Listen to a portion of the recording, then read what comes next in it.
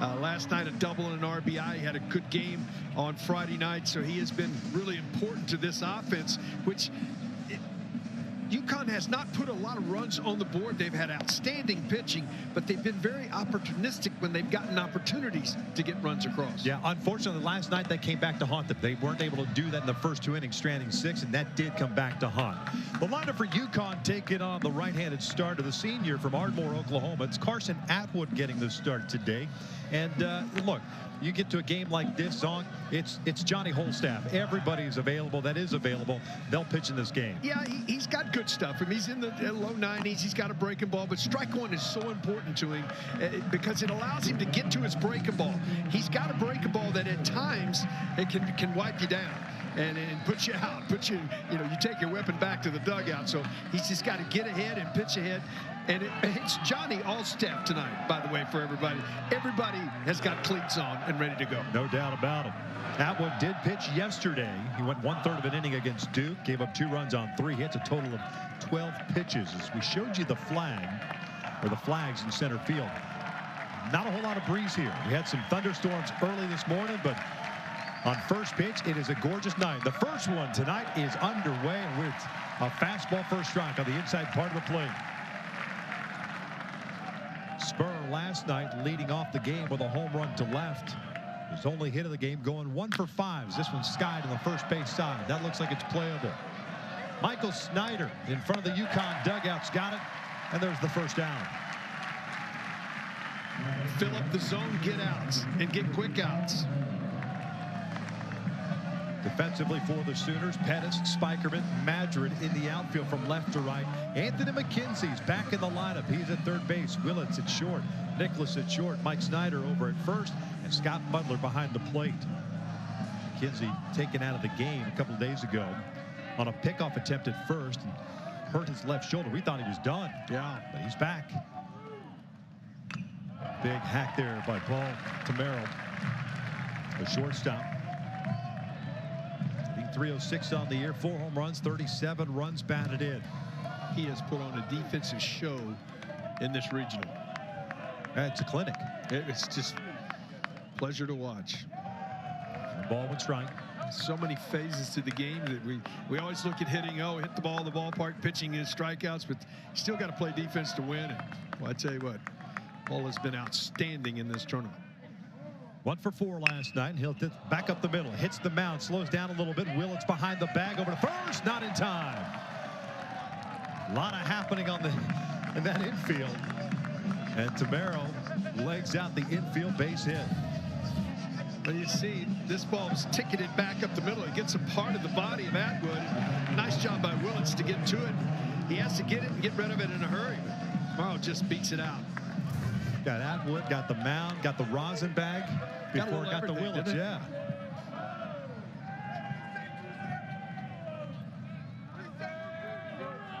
Tamero will run 15 stolen bases on the season. That's 3rd on this club. Well, Jim Pender's an outstanding coach. 21st year. He will do a lot of things offensively. He'll hit and run. You'll bunt at some unusual times. He will try to put pressure on your defense.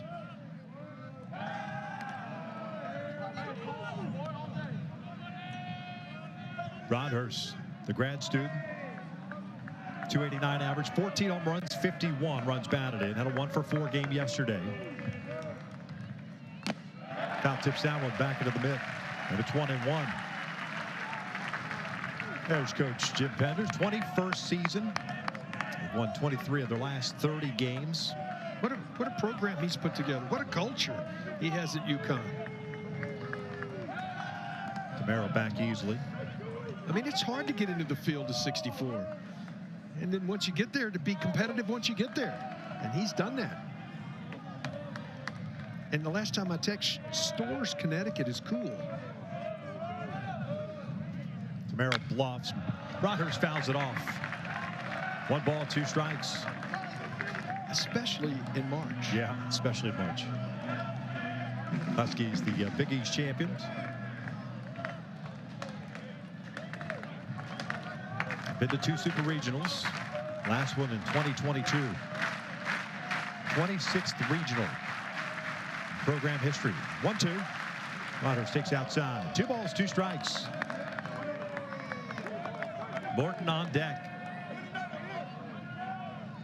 UConn, a team batting average 274, 83 home runs, so they got a little pop in their bat.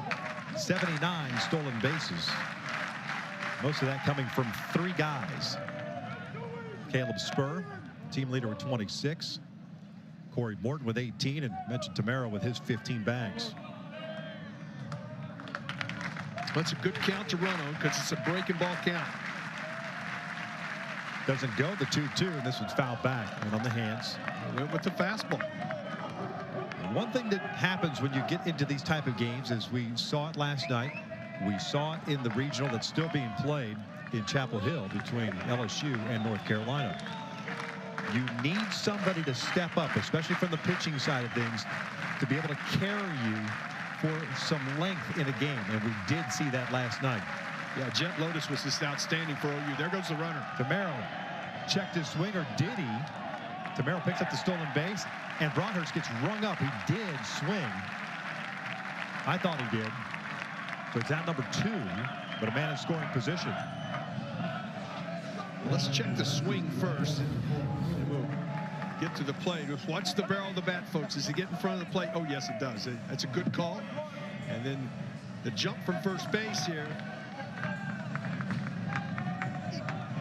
Not a great one. I would say about average, but does get into scoring position with the stolen base. Corey Morton, the left fielder.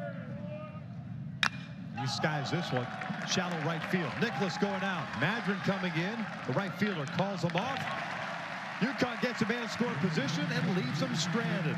And 20 Oklahoma Sooners, and Spikerman, Madron, Carmichael, the DH, Snyder, Willits, Nicholas, McKenzie back in the lineup, Mudler and Pettis, but that guy right there has been one of the veterans on this club, and as I said, he is the table setter. Yeah, you have to have somebody that sort of, you know, when you're building a campfire, you got to have something to start it. He is the igniter. There's no question about it. And interesting, we highlighted him again. He rolled his ankle in a slide 2 days ago, and see if he's back moving better today. First was in for a strike. Spikerman, a junior, 0 for 5 last night, 370 hitter, switch hitter. 3 home runs, 32 runs batted in. That ball's behind him. I think he missed his spot. Yeah. I'd say he's trying to change the eye level, but I don't know what you're going to accomplish over there. 1-1. You know, nerves. You get into winner take all, 7th game of a regional. Yeah, you worry about nerves. There's no ifs, ands, and buts about it. On the corner for a strike, and leaving up the count. Spikerman, a junior out of Montgomery, Texas.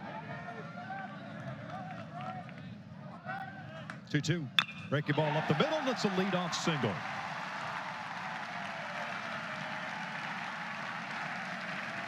UConn has a tall lefty on the bump. It's Gabe Van Emmen. 17th appearance, 10th start of the season.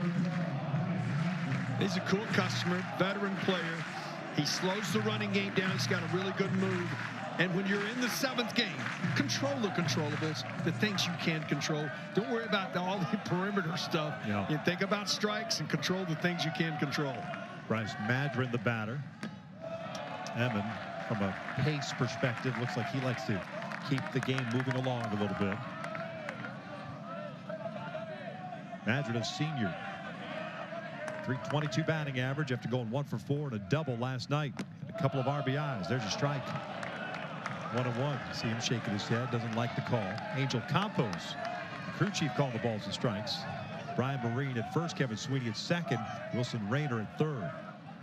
Short lead for Spikerman at first. That's down and away. 2 balls and a strike. I love your explanation earlier in the weekend. Madron has a violent swing. He gets after it. He doesn't leave anything in the tank. Not the varsity move for Emmen.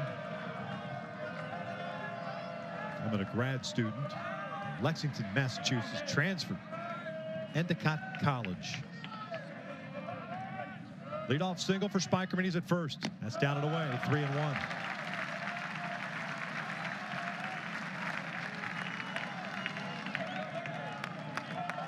Waiting on deck, you've got the big DH Easton Carmichael and the big slugger Michael Snyder to follow. 3-1, and there's a walk. And now you got the middle part of the order coming up with 2 on and nobody out. I kept trying to hit that outside corner. Missed 3 in a row with the fastball.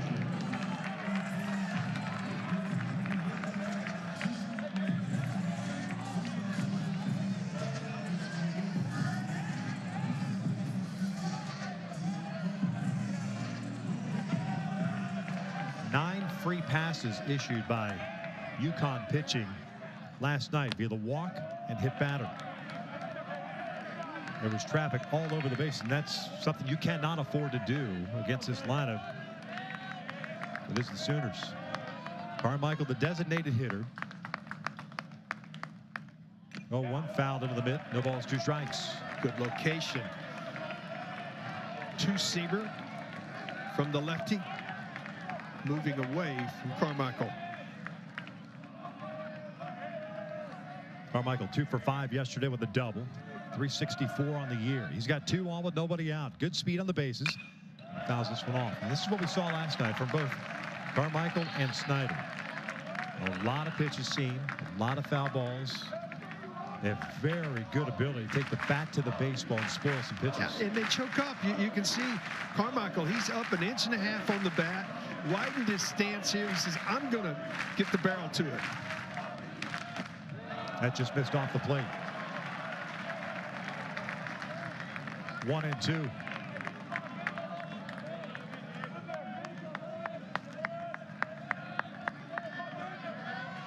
Glance back to Spikerman. Bouncer towards second base. See if they can turn 2. Padilla took Tamaro over to first. Safe at first base. And we might see our first challenge of this game. And they are going to challenge it. From up here, and it's, obviously it's not a great vantage point. It felt like maybe the ball beat him there, but that's a tough play to try to turn. Slow developing. It's a slow bounder. Tamaro has an outstanding arm and does a great job of anticipation. He gets rid of this in a hurry with some giddy up on it. I tell you what, I think he got him. Now, all weekend long, Victor, you have been really good at this. Got him. He's out. It is close, but I think the ball in the glove before the foot comes down. With it. The call on the field is safe. Yeah. So right now it's 1st and 3rd, 1 out. Well, this is just gigantic, important play. You have 1st and 2nd, nobody out. You make a great pitch. You got a chance to get a double play, and you have to face one more batter and maybe get out of the inning without giving up any run. Here's another look at it again. Yeah. See the webbing. Yeah, the webbing. If you watch the webbing, the contact of the webbing before the foot touches, right there. There's the webbing. There's the foot touching. He almost missed the base too, by the way. At least that's my take. Let's see what happens. Angel Campos puts ahead. Stay hot, Victor. Double play, 2 out, and a man at 3rd down. Well, that's just a gigantic pitch, and we opened the broadcast, folks, telling you that the defense for UConn has been exceptional. Another outstanding turn of the double play, and they're going to intentionally walk Michael Snyder. I am not surprised at all. I had this conversation with the broadcasters from UConn next door, and I was asked with Michael Snyder, would you walk him? And I said, listen, I saw Jack Caglione just a couple of weekends ago, and Coach Migio for Kentucky walked Cags 4 times in a game. Never gave him the opportunity to swing the bat. And the way Snyder's been swinging it, it might be a smart move. And Snyder is a real threat to run. He is a terrific athlete. 16 stolen bases on the year. He's been caught once. Willits, especially batting for the right side, late on that fastball. He's a switch hitter, the shortstop and freshman. 269 average this year. And it just makes sense to try to See if Willits can beat you. You'd rather have that option as opposed to Snyder. No, well, Willits is a switch hitter, so he's hitting from the right side, so there's really no advantage that way. But Snyder's just been a tough out all 15 plate appearances in this regional.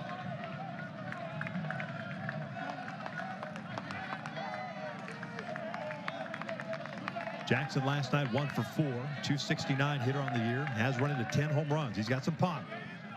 39 RBIs. Spikerman at third, Snyder at first. And the 1-2. Ground ball. Weekly hit the left side. Broadhurst has to come in, gets rid of it quickly, and got him. So it worked out. We're through one with no score.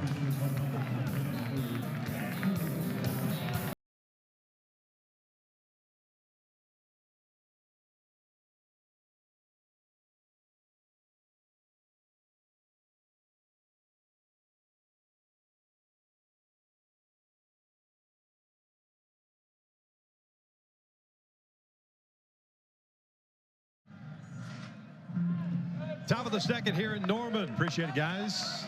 Studio. Lackshit in that bottom of the first for Oklahoma. UConn got out of it. Padilla swinging first pitch, fouls it down the right field line and out of play. Yeah, started that good feed, quick feed at second base for that double play, which changed the complexion of that inning. First and second, nobody out. Brian Padilla, second baseman, redshirt junior out of Brooklyn, New York. Drives one out toward right center field. Spikerman is there. He was shading Padilla that way. One down.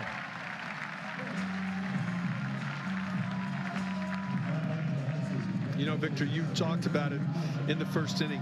It's usually a pitcher that comes out and establishes himself in a giant game like this, because these teams have used a lot of pitches so far over the course of the weekend, and Atwood's got that opportunity. Boy, he's come out and done a nice job. He's got 4 outs already.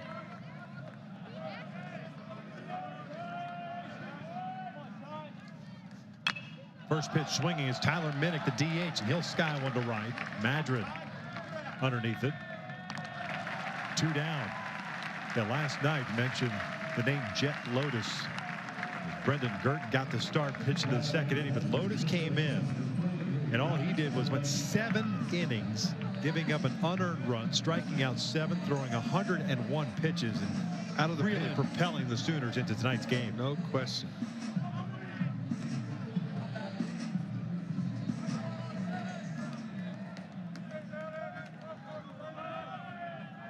Maddox Delana, the first baseman, up.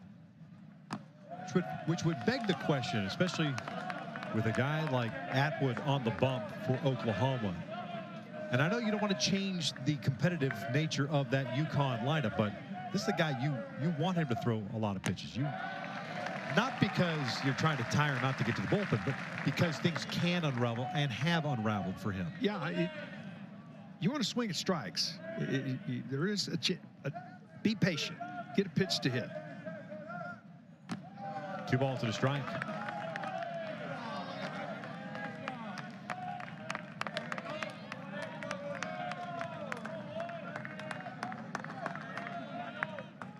Those pitches that Atwood has thrown in the game this year is 54, and that was back on May the 5th. This one out to deep left center field. It's playable for Spikerman. 3 fly ball outs, and we're off to the bottom of the second with no score.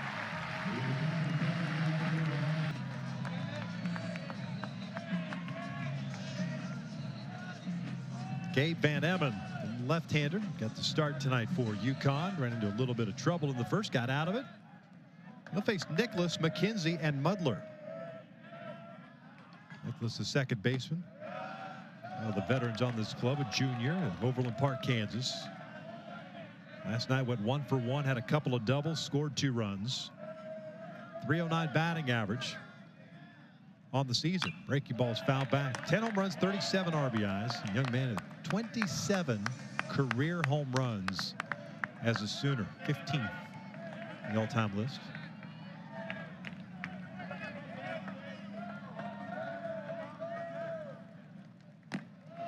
An experienced player. He's played in the College World Series. Spikerman, Nicholas, Pettis, all guys that have been here. Sprinkle in a transfer like Snyder. 1-2. 2 balls, 2 strikes.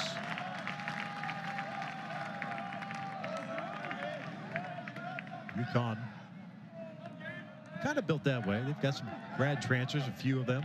They're in their a veteran club. Yes, they do. Campos rings up Nicholas. There's out number 1, first strikeout for Van Emmen. Well, he stayed out there the entire at bat, and then might have got one just off the plate for the strikeout. There's Anthony McKenzie, the third baseman. Switch hitting third baseman back in the lineup. Senior, 296 hitter this year. 7 jacks and 44 runs batted in. Native of Houston, Texas. And that's a little bit low.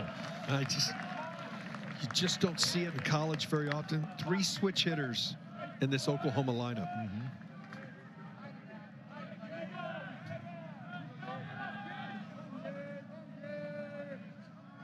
2-0.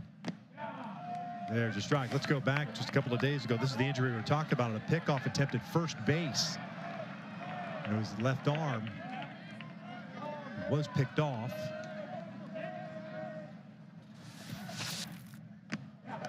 Came out this morning, taking batting practice with Reggie Willits. Said he's good to go. Love to be back to full strength.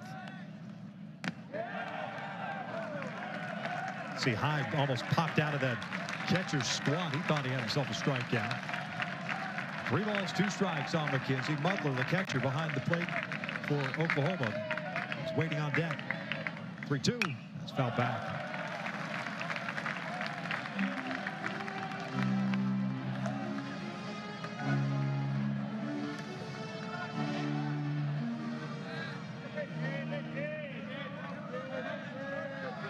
Another payoff. This will lift it out to right. Simmons moving back on it. He's there. Makes the grab, 2 outs. Well, North Carolina just finished up the victory against LSU. A come from behind victory in extra innings. So the only ticket needing to be punched is this one. How about the top 8 national seeds? All but 1 make it to the Supers. Yep. Kansas State taking that Arkansas Regional weekend. Then June 14th, the College World Series. Scott Butler, 285 hitter. This guy has been kind of the pick to click in the bottom part of the order for the Sooners. Nobody's talked about him, but he's just quietly doing some damage. 2 for 3 last night with a couple of RBIs. He's really done a great job all weekend of working counts as he's in right now, Victor. Lefty-lefty matchups, 2-0, they're negated. 2 balls, 1 strike. Butler in this regional, 5 for 11. A home run and 5 runs batted in. Drifts this one out to left field. Well hit and near the wall, reaching up for it, making a catch is Corey Morton. There's that defense we were talking about. And ESPN Plus. For more information, visit NCAA.com, the home for all 90 NCAA championships. The Florida State Seminoles, number 8 in the country. Yeah, and here's a number for you. People may not know. Florida State at home is 30-4. So you're saying? I'm saying if that ends up in Tallahassee, hard place to win. You got guys, Cam Smith, what a year he's had. James Tips III. And Jamie Arnold with 146 Ks in 90 innings. It's a good ball club. Yeah, Link Jarrett has done a terrific job turning that program around. A little chopper over towards second base. Ryan Hyde, the catcher, swinging first pitch. 1 pitch, 1 out. Jarrett, a longtime coach at Notre Dame, coming down a couple of years ago. Advancing to their 18th Super Regional. He mentioned Max Tidd and Jamie Arnold.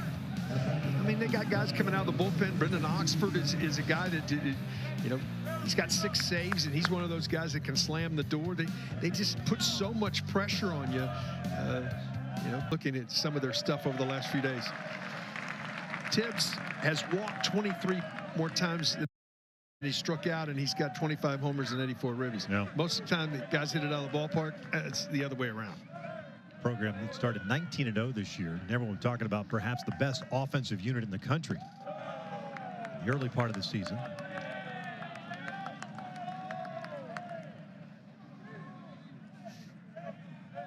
Shift is on with T.C. Simmons at the plate, the right fielder. 220 hitter this year. 2 balls and a strike.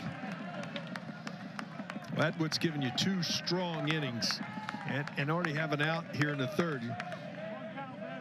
Skip Johnson is just go as hard as you can, as long as you can, as effectively as you can. Simmons skies one. Left center field. Spikerman moving over. 2 down.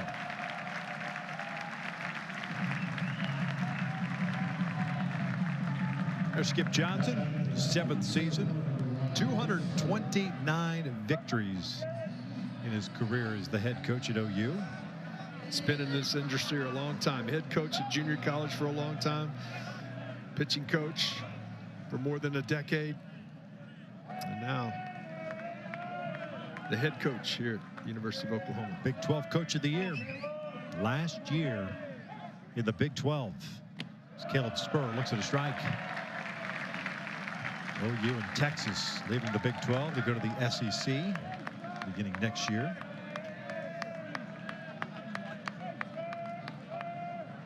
Oh, 1. No balls, 2 strikes. Spur popped down in the 1st. Big 12 will welcome in Arizona, Arizona State, Utah next year.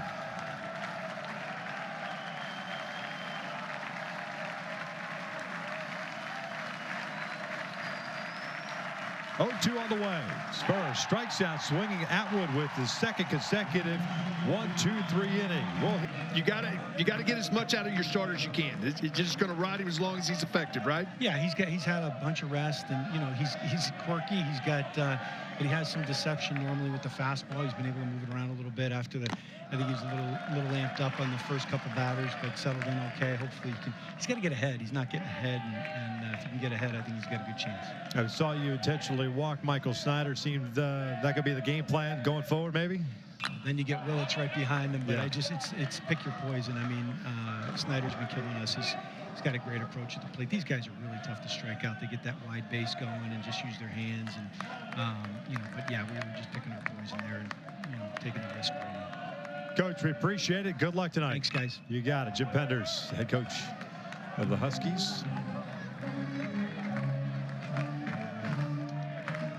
He's done a terrific job in his 21 seasons. Remarkable. Kendall Pettis, the batter.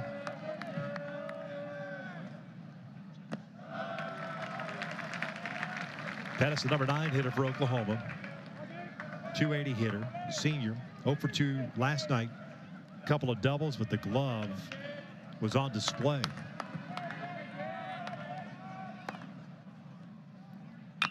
Lifted down the line. This one slicing toward the bullpen. Is there a play for Simmons? And there is. 1 down. That's a nice play. It's that twilight time right now, and sometimes you can lose the ball a little bit. Got to it. We mentioned Penders in the program. 2 super regional appearances, 5 first-round picks in his tenure. Reggie Crawford, Anthony Kay, George Springer, Matt Barnes, Mike Olt. A program that you just don't hear a whole lot about until about the beginning of May. Well, because the fact is it's cold where they're at, but they go all over the country. They spent 30,000 miles of travel this year playing baseball. So they're not afraid to go anywhere and play anybody anytime. They're the Seattle Mariners of college baseball. Out on the West Coast, back to the East Coast. Top of the order now is Spikerman bouncing this one to 3rd. Broadhurst across the diamond. 2 down. Spikerman 1 for 2 now. and they're always in the right spot to finish up just on style and culture of a program. They mechanically very sound, in the right spot, always hitting cutoff man, backing up in the right position, all of that stuff. And that's just culture of the way they go about doing their business. And that's why they have been as successful as they have been. 2 outs, nobody on for Bryce Madrid. Walked his first time up. Now back. I mentioned the defense has been on display here for UConn. They look very, very comfortable on this diamond, and there's perhaps a reason for that. UConn, a couple of years ago, they were building their stadium. In the process of building the stadium, they worked out here on the way to a regional. They were going to play in Stillwater. And they like this facility so much as far as the surface that they said, this is what we want. And this is what they got at UConn. You look at any picture of UConn's field, it's pretty much a snapshot of this. This was skied up to center field. Caleb Spur can't see it. That might fall. What a play. There's the defense again. Paul Tamero never quitting on that fly ball as Spur could not see it. There's out number 3.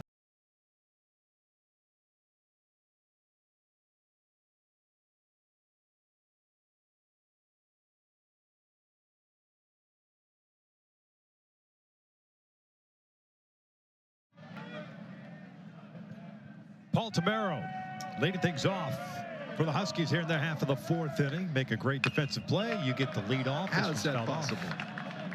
It's the magic of television, apparently. I get you. There's 9 guys that could come to the plate. Guy just makes an incredible play, leading off. There's that veteran leadership from Tamero. Taking charge on a ball that Spur, the center fielder, could not see. That is fouled off. No balls, 2 strikes. I mean, right off the bat, Spur never saw it. And that's not an easy play with the over the shoulder going into a slide. Makes it look easy, doesn't it? It's hard to work on. You can take fly balls or whatever, but you can't work in twilight where you have to look up and find it. What a great play. And on the other side of that, Atwood is thrown 20 pitches, 15 of them strikes. He is 6 for 8 first pitch strikes and just sort of cruising along here into the top of the 4th. 1 ball, 2 strikes. Yeah, but Skip Johnson and the Sooners playing, as they like to say, with house money now. Because with every out recorded by Atwood, you're like, all right, thank you very much. 2 balls, 2 strikes. Broadhurst on deck, then Mort. 2, 3, and 4 for the Huskies. Atwood has retired 8 straight since his single by Tamero in the first. Both teams with 1 hit. That is line to center field. Tamero is 2 for 2. Leadoff single. Prior to going to that commercial break, we were talking about the field. Elliott Field in Connecticut. Elliott Ballpark, pardon me. There's a shot of it there. It's a spitting image of Eldale Mitchell Park. Yeah, love the surface. Very comfortable to make that transition. And it looks like it's twilight there, too. Yeah, it so was you're twilight. looking live. Could be one of the balls lost in the lights. Luke Broadhurst, the third baseman, at the plate.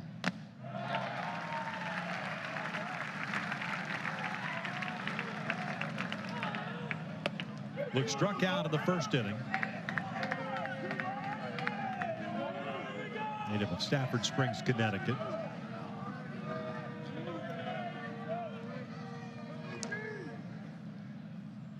One ball, 1 strike. Big, strong, creates leverage. 56 hits on the year. 14 of them have left the ballpark. Young man who committed to UConn as a junior at a Stafford high school and went there for 3 semesters.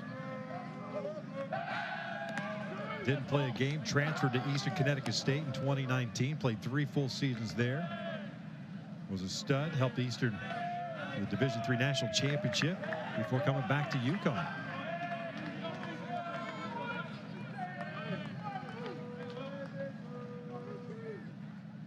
'25-year-old pops it up, first base side, Snyder. He lost it. Snyder absolutely lost it. He broke to a direction and then couldn't find the baseball. talked about it. When you have some of these grayish blue skies this time of the night, and that next 15 minutes, you got to help each other. You got to try to point. Snyder immediately goes to the outfielder and says, I'll try to point if I see it.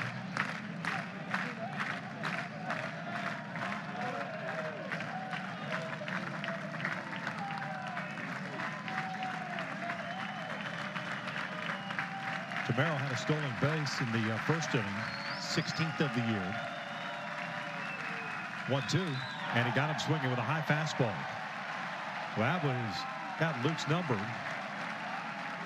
2 ABs, 2 punch outs.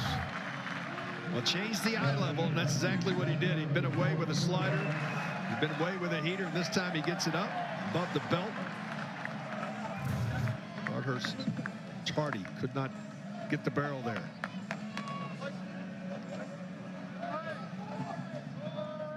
One out, one on. Corey Morton at the plate, left fielder. Fly ball to right field his first time up. That is driven out to deep left field. Patterson Spikerman moving back at the wall. Gone! A 2-run big fly by Corey Morton, his 11th of the season, and the Huskies strike first.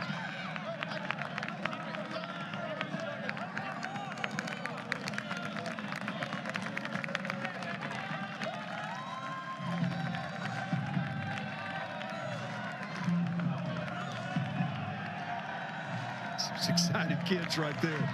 He just gets a ball elevated and he does not miss it. It's up in the zone looking for fastball, and he put a charge into it. And the Huskies jump out to a 2-0 lead. Base is clear for Brian Padilla, who fouls off the first pitch. Zock, it almost looked as if the Spikerman was moving to his right. He was running to an area. I don't think he saw it until the last second. You may not have picked it up, but it was far. It was high and far. It's a moot point. Yeah, it was high and far. Yeah. Padilla lifted a fly ball to center field, leading off the second. He's 0 for 1.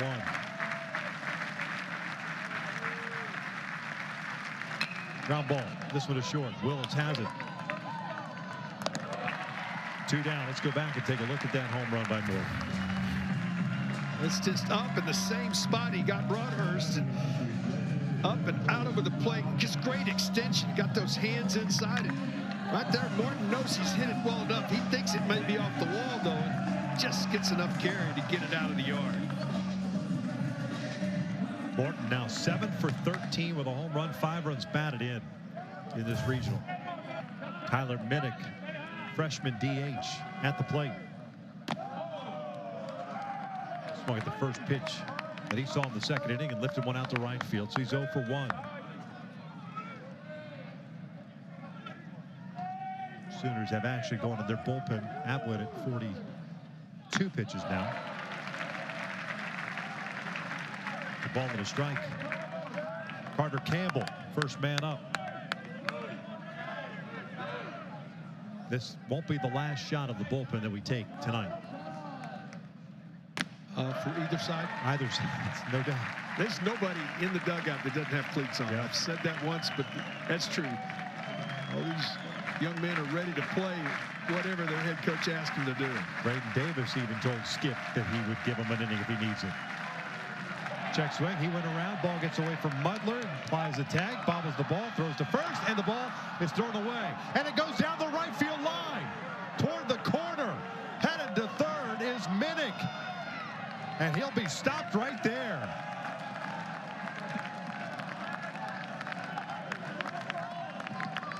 Skip Johnson's going to come out and have a conversation. Where's the runner running? That's what the conversation is about.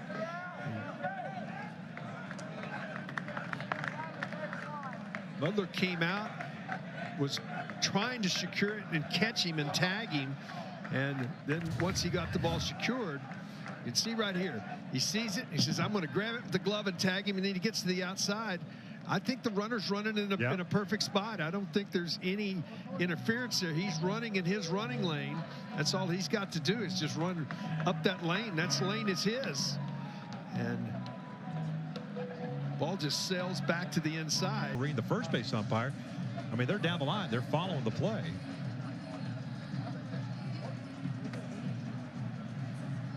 And that's one of those plays, too, that we always see umpires. They are on the side of caution. They always usually bring somebody up if they vary whatsoever. I mean, Yeah. Pappas is right on the line. He's on the line, so he is seeing it perfect, and you can see all the steps are inside the box.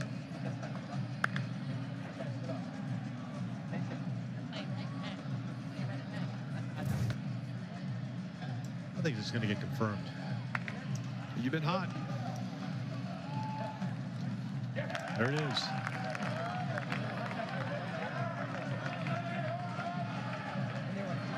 Now let's see if UConn can cash that run in. I think we may see a pitching change right here.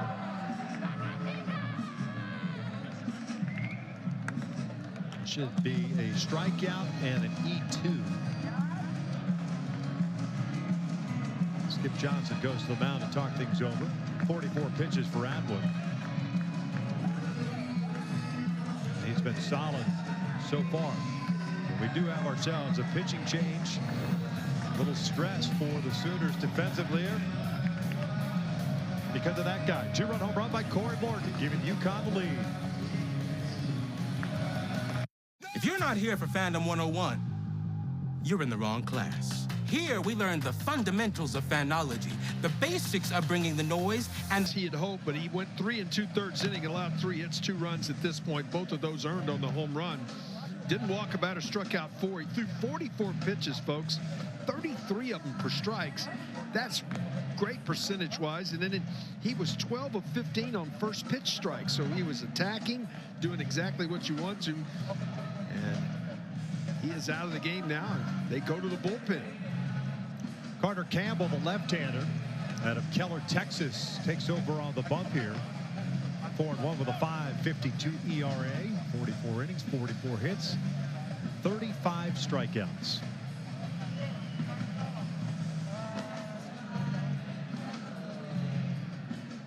Winner take all.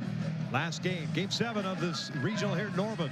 The winner will head to Florida State, or to take on Florida State. It's the regional matchup. The Supers. A lefty-lefty matchup here after the 2-base error of the strikeout and the miscue, the 5th miscue by Oklahoma in this regional tournament. Conversely, on the other side, UConn has 0, has not made a miscue. Maddox Delane to the first baseman up. Campbell working from the full windup with a man at third base. Wild pitch, but not far enough for the man to advance.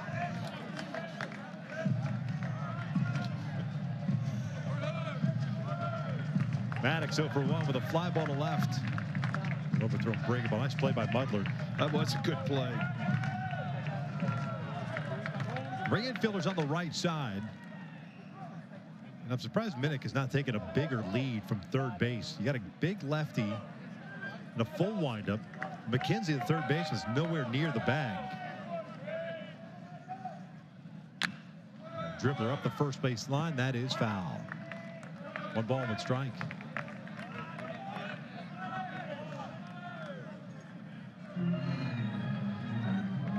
It's a big moment. You just get the feeling for UConn they would really like to get some separation. They had opportunities in last night's ball game early and just didn't get separation.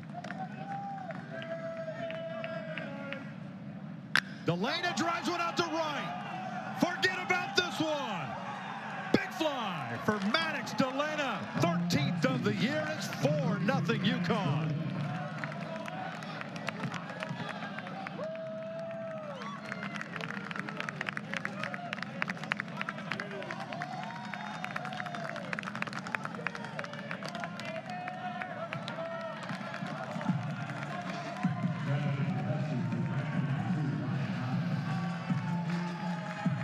Consecutive breaking balls, and the third one hung in the middle of the zone, and he didn't miss it. And a costly error by Oklahoma comes back to haunt what would have been the 3rd out of the inning. Ryan Hyde, the catcher, takes ball one.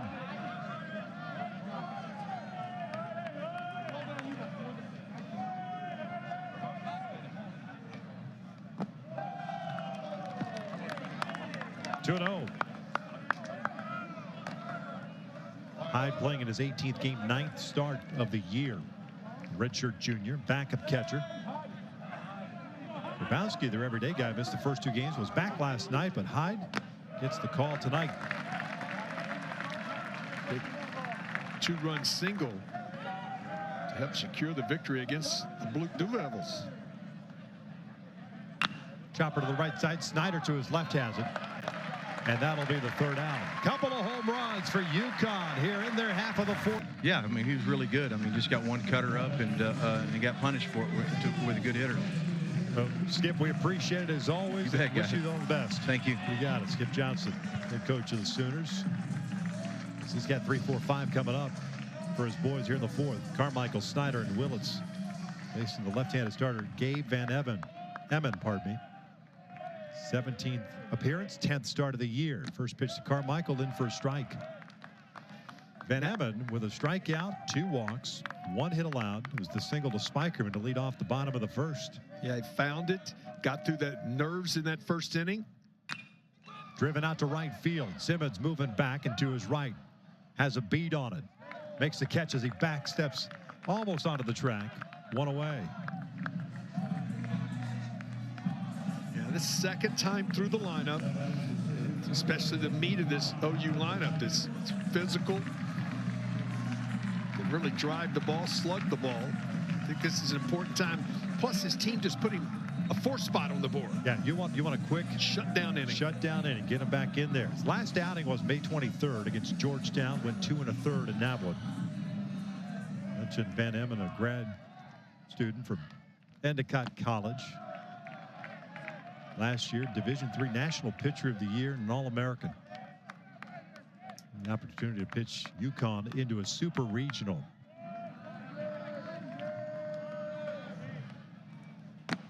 Snyder takes a strike and it's 1-1. Makes it very simple. Pitches from the 3rd base side of the rubber. He's got very little movement. Doesn't pick the ball over his head. Gets in, gets set, and attacks. Shot to right field, a base hit by Snyder. And you know what? That's a win. Got to get the baseball back in quickly. Simmons, a couple of pumps. You keep trying to slide it away from a hitter, and that hitter's going to adjust. And this is exactly what Snyder does here. He closes that front side, lets the ball get deep, and just barrels it up the other way. Great athlete with good speed. He was thinking, well, if this ball's bobbled out here, I can get into scoring position.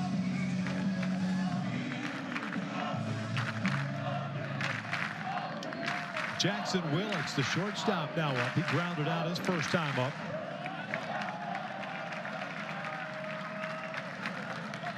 This ballpark is filled out nicely with Sooner fans.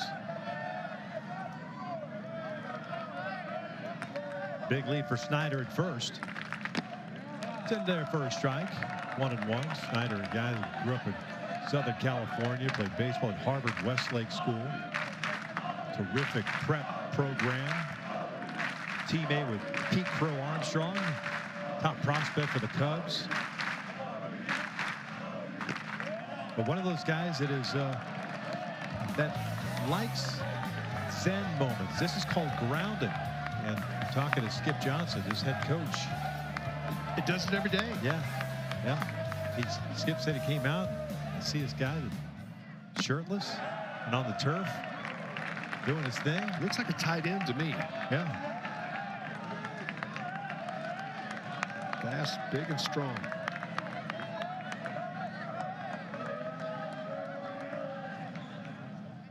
Ground ball to the right side, and that hits Snyder. He's out. 2 down. Ball was quickly hit off the bat. Snyder was just moving out of his position in secondary lead and just couldn't avoid it. You would like to hop over it if you can, but he sees it. You can see him trying to get that foot up out of the way. Can't do it. Willits will replace him at first base. By the way, Skip Johnson on Mike Snyder said he's brought some weird in my life. I'm 58 years old, don't really know what grounding is yet, or eating liver and stuff like that. So it's been kind of unique. I can see Skip grounding. Well, yeah. On a deer lease. I've known Skip Johnson a long time. He's progressive. He'll try. If it was going to help, he'd try it. He tried to ground. He's helping out. Nicholas bouncing that one off his ankle, trying to walk it off.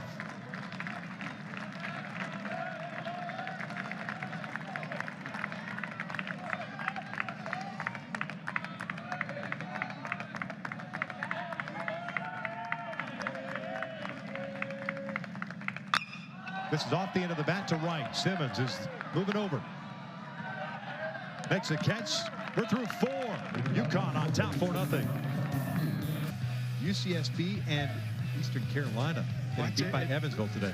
It just, you can see the parity coming out in college baseball across the country. It's always been really difficult to go into somebody's home yard and win a regional. Those 16 that get to host. That LSU game, LSU North Carolina game, LSU had a lead. They were the home team, and they had the lead in the 9th. North Carolina tied it and then won it in extra innings.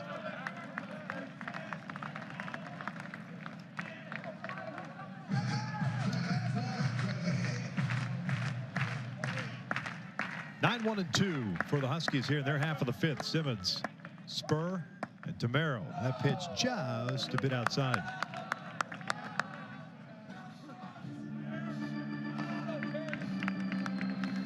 I didn't see the mascot, did you? No. Okay. I don't think he was told to hit the bull. Okay. Not yet. 3-1. Especially a breaking ball. You hold on to that thing too long, and all of a sudden it becomes a spike point.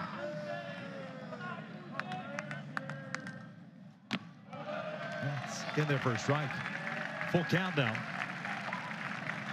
Carter Campbell came on in the 4th inning with 2 outs and gave up a 2-run home run. Payoff pitch, and there's ball 4. So the leadoff man is on board. Back-to-back innings in which that has occurred. Leadoff walk of the 9th place hitter to get back to the top, asking for trouble. Yeah, I think if you ask a pitching coach the top 5 least favorite things in a game, that might take up all 5 spots. Yeah. Put it this way, it carries more weight than the other 4. No doubt. Spur shows bunt, pulls it back. McKenzie was playing just about even with the bag at 3rd. Snyder, of course, holding Simmons over at 1st.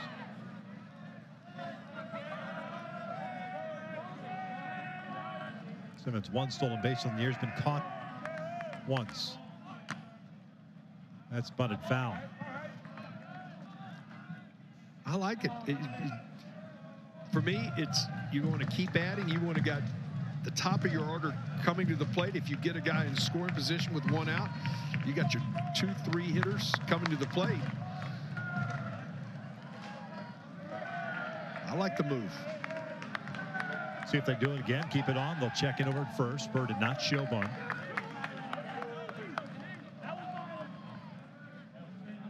Corey Morton, a 2-run home run. And with 2 outs, the throwing arrow would have been a strikeout for the 3rd out. Kept the inning alive for Delano, hit a 2-run home run. This slow roller over to short. Willits thought about going to second base. Spur fell down at the plate, and that's why I think that Willits looked at second, because he was on the ground. If he could have gotten out there anyway at second base, they were still going to get the out at first. As see the pitch coming, Spur starts out right there. He goes to the ground. I think that caught Willits' attention, and that's why I think he looked at second to see if he could get an out. Not sure if you heard the crowd mics picking up the guys in the dugout as Spur headed back in, yelling sniper. Got taken out running to 1st. It happens. And teammates are the worst. Yeah, they are. They're gonna ride you harder than anybody. No doubt. walk much.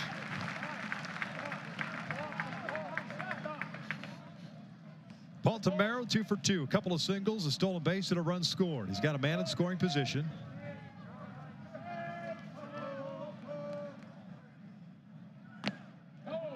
Ball and a strike.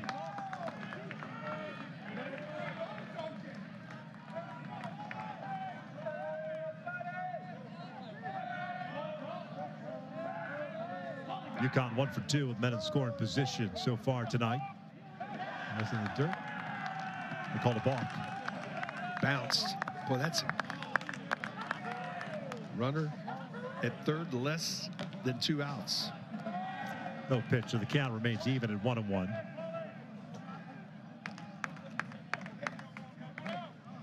I miss the days of the redirect. And I think this is a good, well, the bounce at the bottom of the redirect, either way you want to put it. This is an important time. Skip Johnson on his way out. I'd be thinking right here, say, to go to a right-hander. I think we're going to see a pitching change. Malachi Witherspoon had been loosening.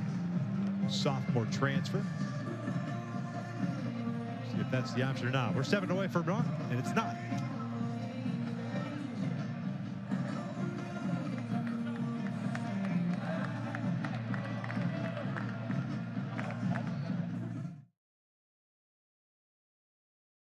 If you're not here for 4.1 ERA. At times up into the mid-90s. It's a really short, quick arm. His 23rd appearance.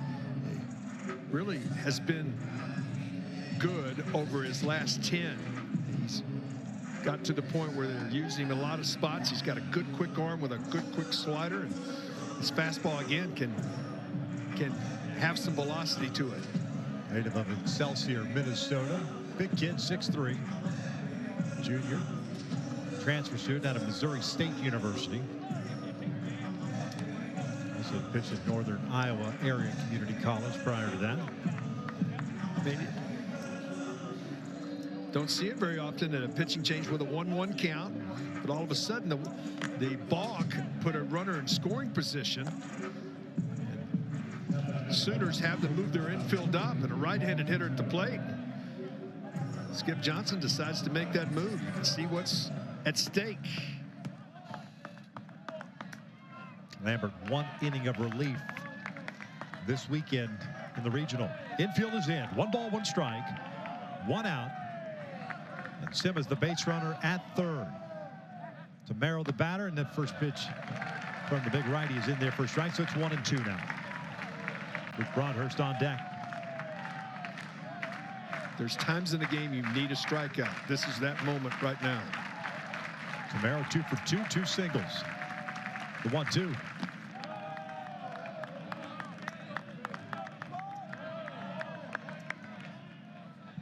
Husky shortstop tracks really well.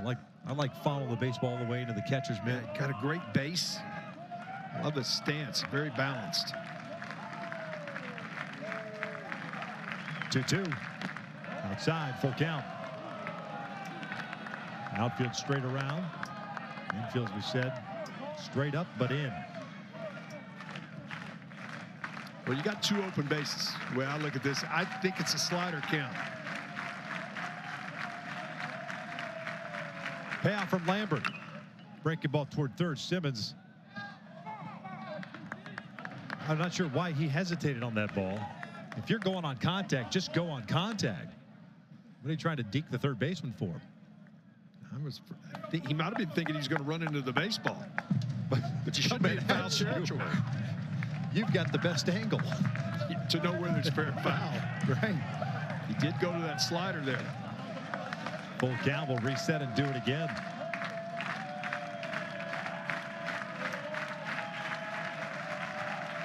Lambert's ready. And ball 4. Now Speed over at first base.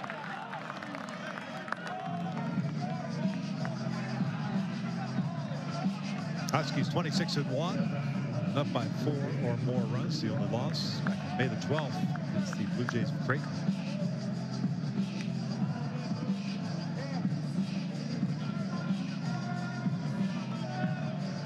Luke Broadhurst, the third baseman, has struck out twice.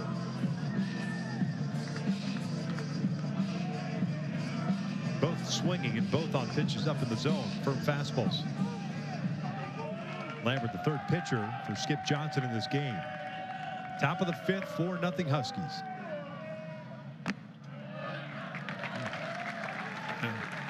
Front door slider, 0-1. You're thinking just like me. It's not exactly where you want your slider to be, but you get a strike on it.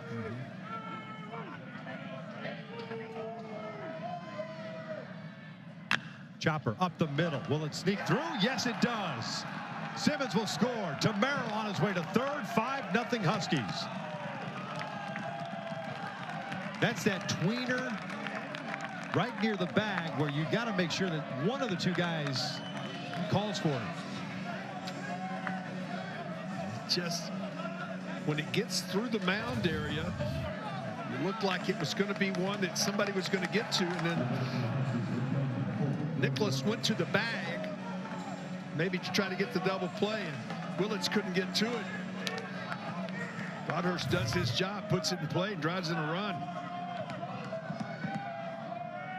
Corey Morton, 2-run home run his last time up.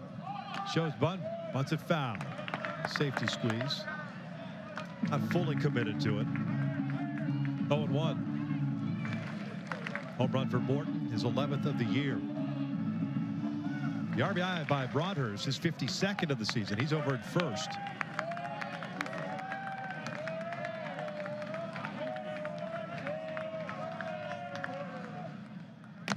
Tied him up. Upper 90s fastball right there.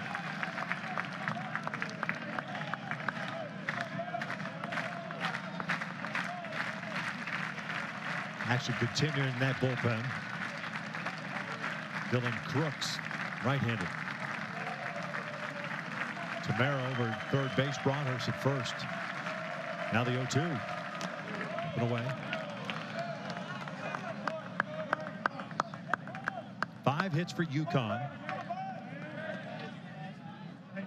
And one of the first 3 in the fourth, one so far here in the 5th. Infield back at double play depth.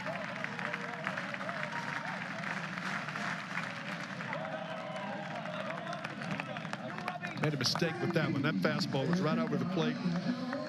Something that Morton could have really driven somewhere. Now, it had some giddy up on it, the reason he didn't square it up.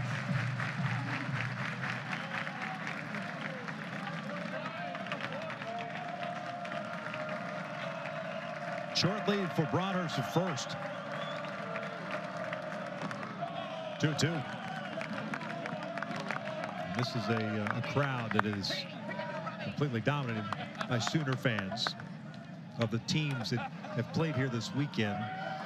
There was one group from Oral Roberts. Yeah. There were quite a few. Oral Roberts, Dukes fans had a pretty good base, but it's been light for UConn. But it's been all UConn so far in this one. This is the one that counts. Championship game. Number 3 UConn leading number 1 Oklahoma 5-0 in the 5th.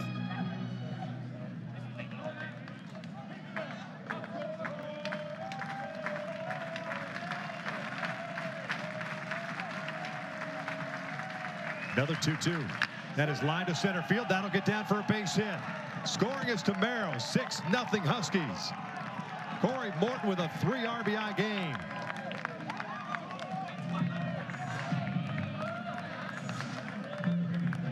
Short, compact. Great view right here. You can see he's trying to get to that fastball, and he does. Very little movement, picks it up, sets it down, and brings the barrel down and through it. Big knock. Gets that separation out. It is some separation at 6-0. Brian Padilla, always hacking early, takes downstairs. Morton, by the way, with 48 RBIs on the year. He has not been in on the hit parade as of yet. 0 for 2. Skied one to center in the second. Grounded to short in the 4th.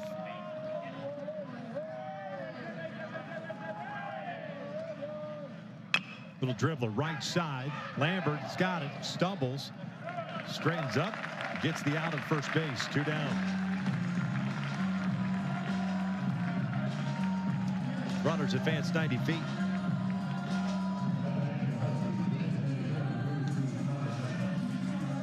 gigantic out coming here. If you're Oklahoma on the other side, well, you can really separate yourself with a base hit right now.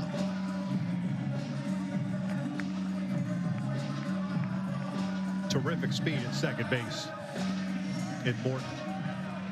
And with a 6-0 lead, Panthers will be windmilling them home if they do get a knock. Tyler Minnick, the DH. Fly ball to right in the second inning. He struck out on a check swing in the fourth, but as the ball was in the dirt, so it was a wild pitch. Mudler threw it wildly off the glove of Snyder at first, and it ended up being a 3-base error, essentially. And it preceded Maddox Delena's 2-run home run, so it would have been the third out of the inning. Instead, it became a 4-0 Huskies lead. Behind the count, 0-2. He takes a cold strike 3. UConn tacks on 2 more. They're up 6-0. Ticket left to be punched. And it'll happen tonight here in Norman, Oklahoma. This is over towards short. Picked up by Tamero. Throw over to first. Got him. Anthony McKenzie retired to lead off the bottom of the 5th. I think that jumps off the page is that 7 of the 8 national seeds all advanced, and then the upsets started kicking in. Which one do you like right I think now? Florida Clemson is going to be West Virginia. Great story. That's a great story. Sweet 16 at North Carolina. West Virginia going 3-0 in the Tucson Regional. Scott Mudler, Sooner catcher, one ball, 1 strike count. Lifted one to left field in the second inning. Van Emmen has done a solid job thus far through 4 1/3. 1 strikeout, 2 walks, one of which was intentional to Snyder in the first. 3 hits allowed. 2-1 pitch. Painted. 2-2. Just as consistent. Struggled with those first 2 batters and then got a 6-4-3 double play. But really gigantic. Out to center field. Spur coming on. He'll dive. Did he make the catch? He did. Caleb Spur popped up. And another defensive gem for the Huskies. Well, this is another spectacular play. Comes on forward, lays out, comes up with it, and is pumped up about it.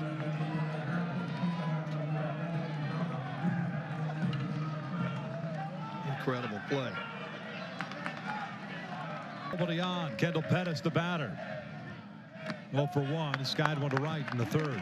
You don't think that helps a pitcher? Oh, Just pumps him up. it's the feel thing, especially when you just scored some runs. You extend the lead. You get 2 quick outs to start the inning, one of which is a terrific play in center field. Especially knowing the magnitude of this game. 0-2. Pettis takes a cold strike 3. How about a shutdown inning? Spur Getting a couple of RBI singles back-to-back variety for Broadhurst and Morton to extend the lead. Now this is a gigantic inning for both teams. First, for Oklahoma, they've got to throw a 0 up. They look up and say, well, we've got 12 outs offensively left in the game. On the other side, if you're UConn, this is a chance where you just really step on the gas and separate, claim this regional championship. Big hack by Maddox Delana, leading things off in the 6th. In the 4th, after that costly error, he did that. Oof. Got a hanger, he didn't miss it.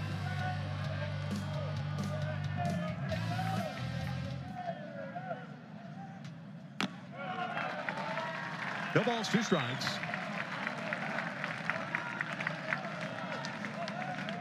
Ryan Lambert came on in relief for the 5th inning, back out for the 6th.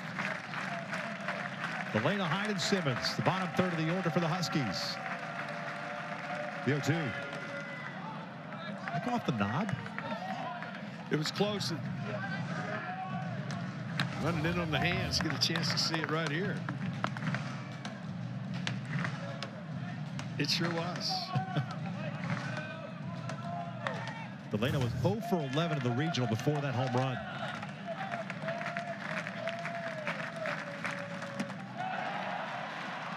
Fooled on that breaking ball. One away. Back-to-back strikeouts for Lambert. Now, difference in velocity had him out in front. He'd already committed to start. Then he saw it start to move, and he tried to slow it down, couldn't.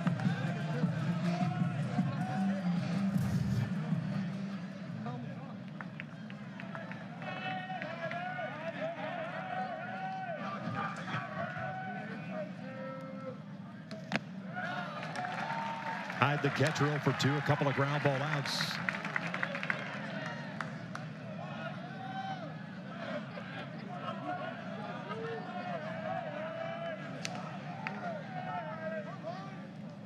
UConn with 6 runs on 6 hits, no errors. They've left 3 on base.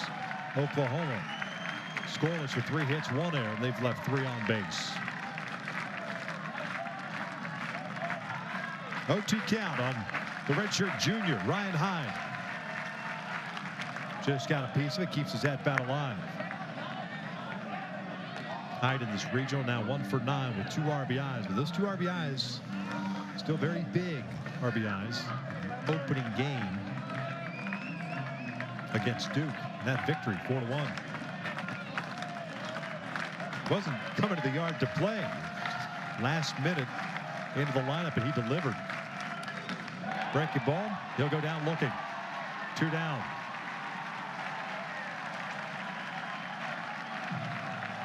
UConn Huskies, a 3 seed this season. Take a look at the 3 or 4 seeds advance the Supers. UConn's trying to add their name to the list. And if they do, that will be a record for 3 and 4 seeds moving on to the Supers.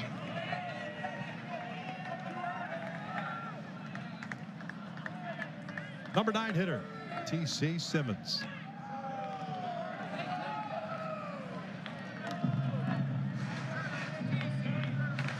Simmons 0 for 1. Walk and a fly ball to center field.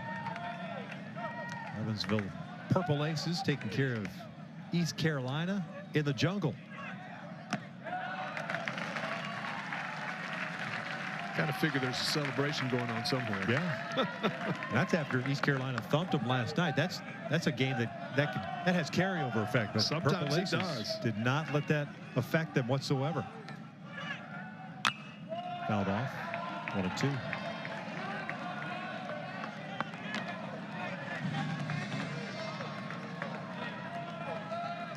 I don't think Kansas State's getting enough love for coming out of that Arkansas regional.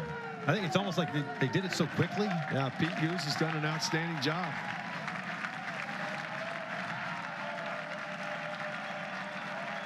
One, 2. They wanted an appeal, did not go.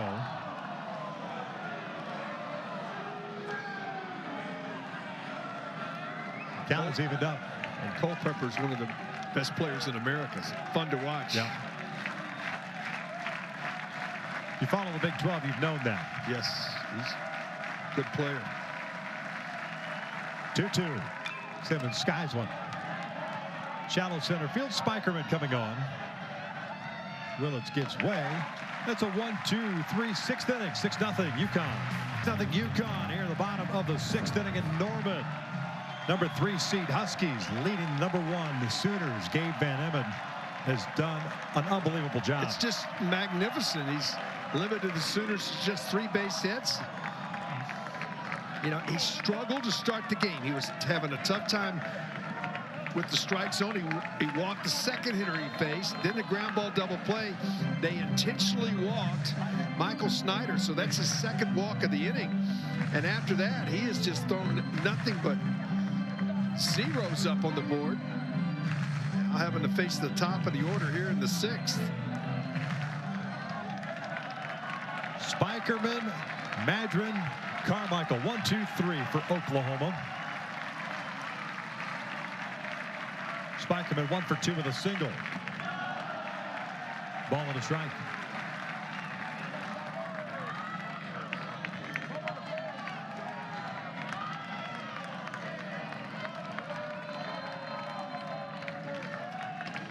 Many on their feet along that third base side. Spikeman takes outside 2-1. They know if they're going to start chipping away, they'll start with this part of the lineup. At least that's what they're hoping for.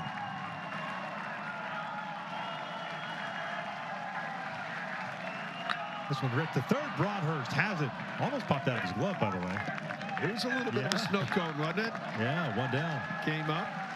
Caught it a little bit on the end of the bat. Sometimes it's like a changeup as a hitter. As you go to field it, it's not quite there yet. You'll see a lot of white cone in the end of that glove that time.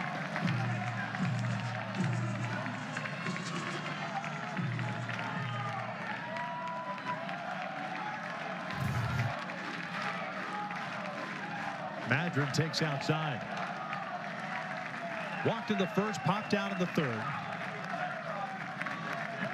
Incredible composure from Van Emmen on the mound. Yeah, it is loud here.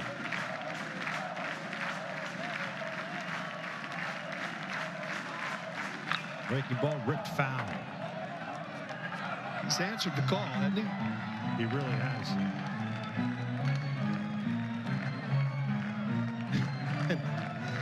Racing down to get the foul ball, and Simmons just tosses it into the bullpen. Gotta get your leg work in.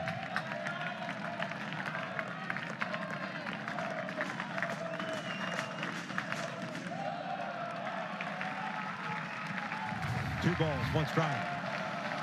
Guys are into it. We'll have a little fun. Well, I can't get to it. I won the race, though. Yeah.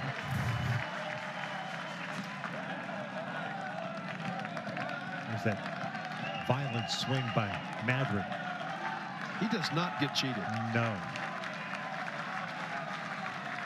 2 balls, 2 strikes, 1 out, nobody on. 6-0. UConn here in the bottom of the 6th. Madron swings and shoots one out toward left center field. Spur got a good jump on it. 2 down.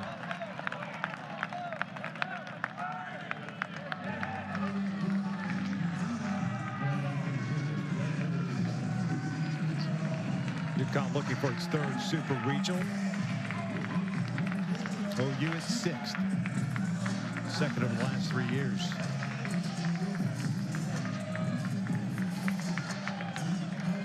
This regional matched up with Florida State. The winner of this one will take on the Seminoles next weekend. 2 outs, nobody on. Here's Carmichael, the DH.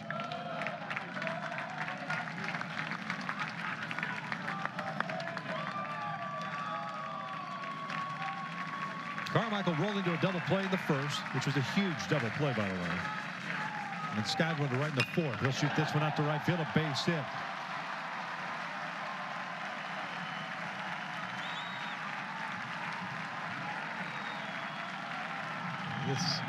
This is a big at bat in this game. Snyder 1 for 2 and 1 for 1. Intentionally walked, ripped the ball to right his first time up. But he can get you 2 quick ones right here.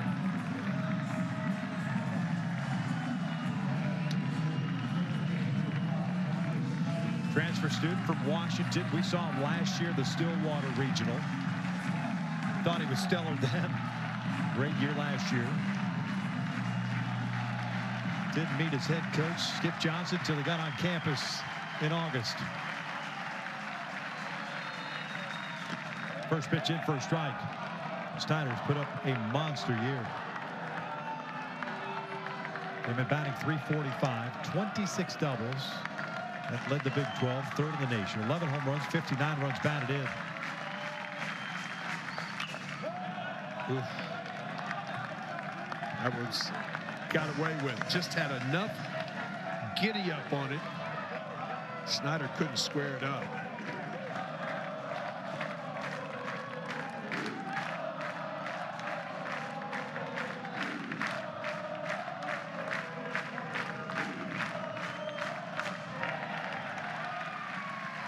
One ball, 2 strikes.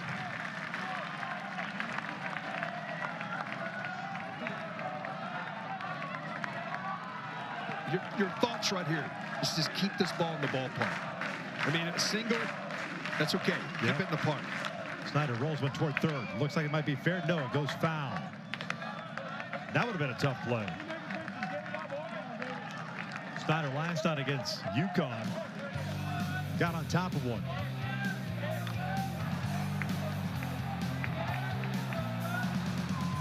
That took that all of about a second and a half to get out of the park.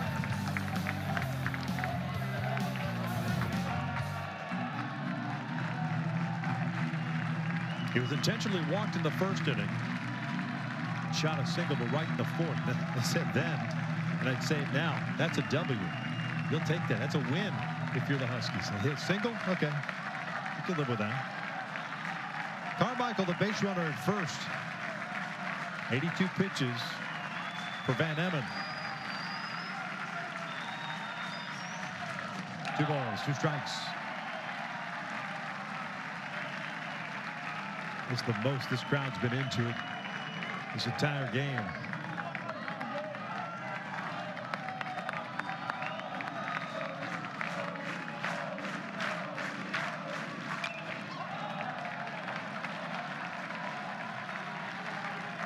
Mound presence is just outstanding.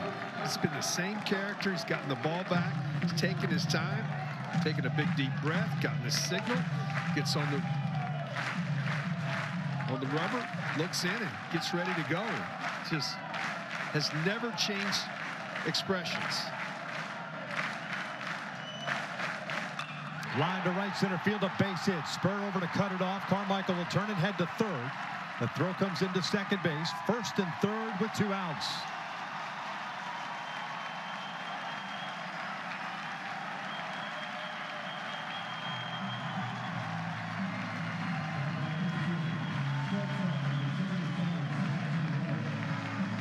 Sounds crazy, but that's still a win.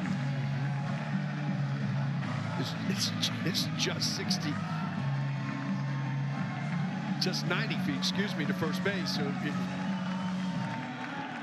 still got a chance to get out of it.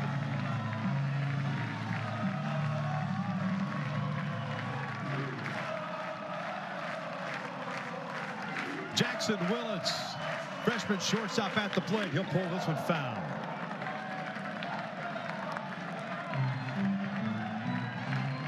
Willits a 1-for-2 night. Singled his last time up.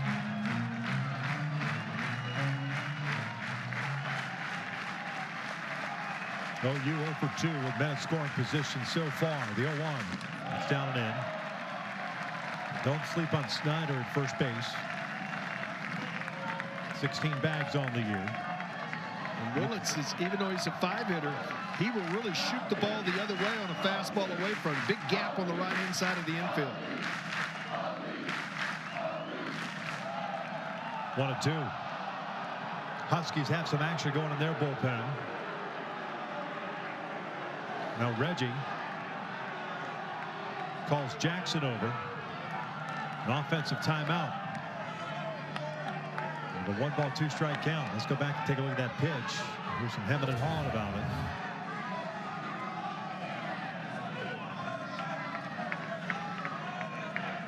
Called a strike right at the top of the zone. I believe it had play.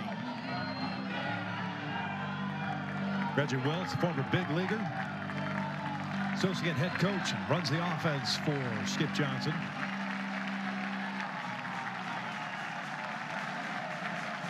Talking to his son. Piece of advice with a 1-2 count, 2 outs, 2 on. 6-0 Huskies here in the bottom of the 6th. That's a good approach that Willits took right there, because he can shoot that ball the other way. Got a pitch just a little tardy on it. You could tell he was trying to shoot it to that side. That's exactly what he did in the 4th inning when he got that single. Carmichael at third, Snyder at first.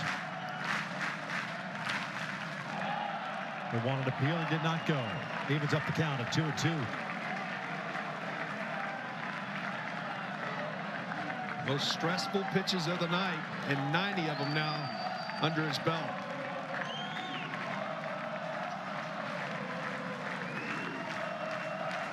Willits this year with men in scoring position, 288. 2-2 fouled off once again.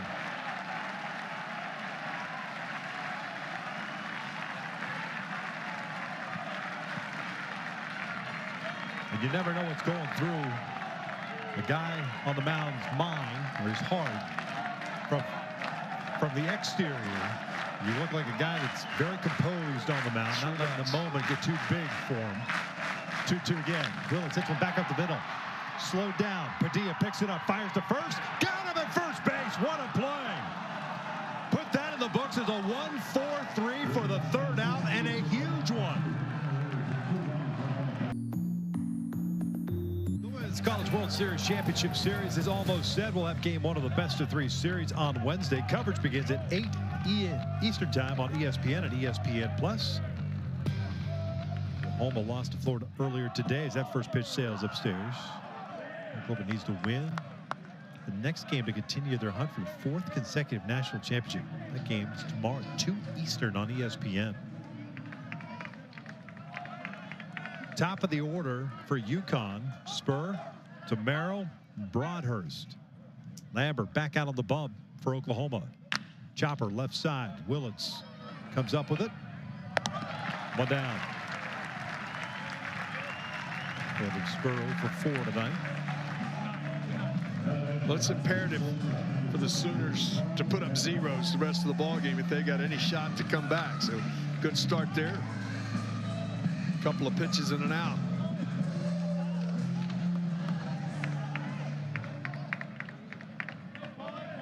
Paul Tamaro on base 3 times, 2 singles and a walk. Stolen base and 2 runs scored.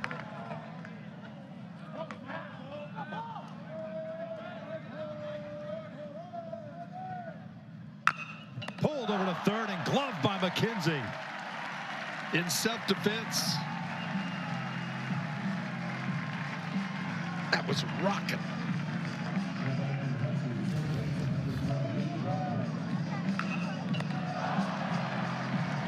Just get your glove up, protect your noggin.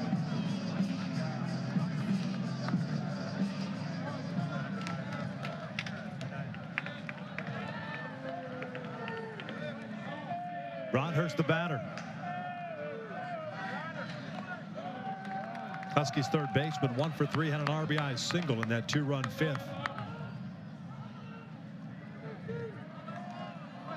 Lambert down a career high, probably season high innings pitched, 2 1/3. Butler's going to go out and talk things over. Wind has picked up a little bit, blowing out toward left field.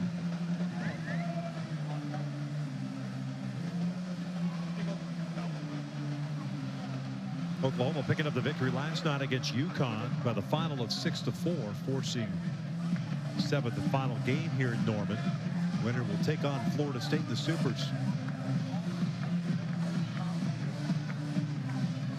This is the last ticket to get punched. College baseball started with 64. Jim Pender's club, a solid one. They've performed stellar. Broadhurst takes a strike, 1-1.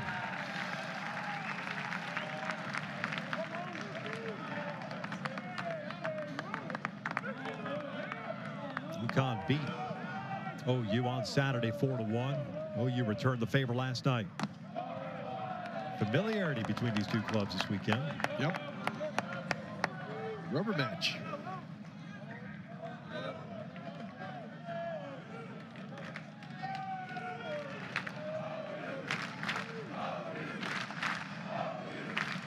Foul back. Cal leave it up at 2-2. Question is, will we see Van Emmen come out, or are you now with 9 outs to get going to the bullpen? Regardless, he's done an outstanding job. Oh, without a doubt. We said it early in this game. These type of ball games, each club is going to need somebody to come in and do something out of the ordinary. Exactly. Set a new career high, season high. Something's going to happen. We've seen it already pretty much in every regional. Every team has seemed to have had guys like that step up. 3-2. This one's fouled off. Reset and do it again.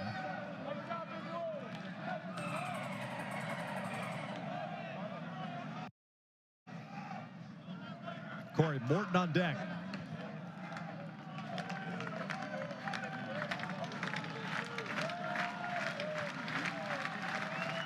Another payoff from Lambert. Broadhurst fouls that one back, and that got Mudler. Oh, that hurt.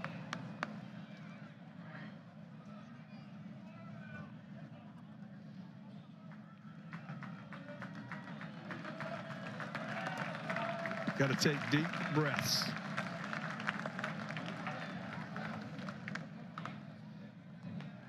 And ice baths when you finish.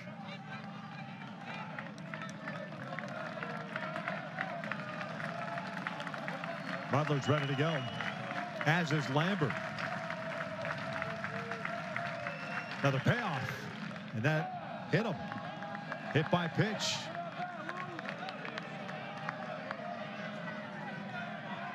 Broadhurst will walk it off. 2 out. HBP puts a man at first. Skip Johnson's coming out.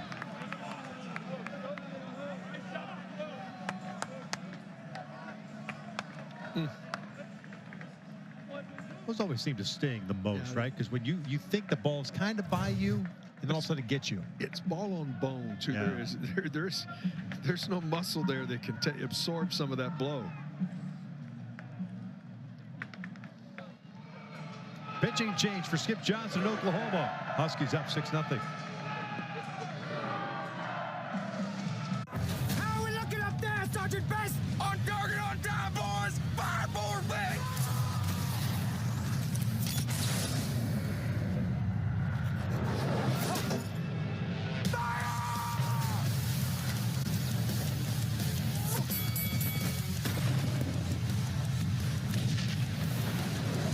Forward to a fun weekend of baseball next weekend. Ryan Lambert, career high 2 1/3 innings, 3 strikeouts, 1 walk, 1 earned run. He's responsible for the man at first base. Hit by a pitch. Junior right-hander Dylan Crooks takes over on the bump. Metroplex native, Euless, Texas, comes in. His 24th appearance on the year. It's been really good. And the number that jumped off the page when we were studying stats, only 3 walks, 28 in a 3rd innings of work. So he's going to put the ball in the zone. Paris Junior College transfer.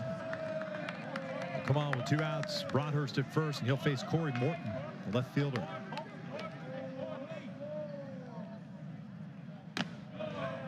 Multi-hit game and multi-RBI game for Morton. 2 for 3, a fly ball to right, 2-run jack. That was in the 4th inning, his 11th of the year. And then an RBI single to center in the 5th.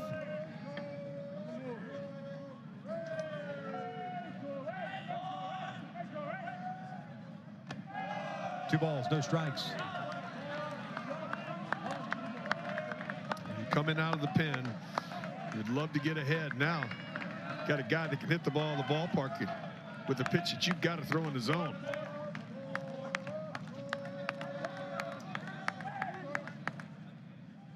Sky down to left center field. Spikerman moving over. He's underneath it. Stretch time in Norman. Sooners trailing at 6-0. To end the 6th, Sooners down to their final 9 outs and perfect with 128 chances for the UConn defense. Van Emmen delivers a strike. Nicholas held that bat out there too long. It's an 0-1 count. Nicholas, McKenzie, and Mudler. Van Emmen has been just stellar. 1 strikeout, 2 walks. This is pulled right to first. Delana has it, 1 out. He's like he's on a Sunday stroll. It looks like he has no pulse, and I know that's not true. He's competing at a high level, but he's able to focus, keep everything in, and he is just repeated pitches in the zone, and his defense has made all the plays. 94 pitches thrown so far as McKenzie, the switch hitting 3rd baseman, steps in.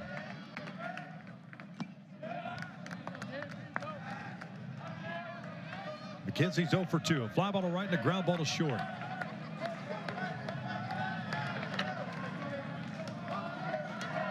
And Emmett has had stress on the base in the first and the sixth.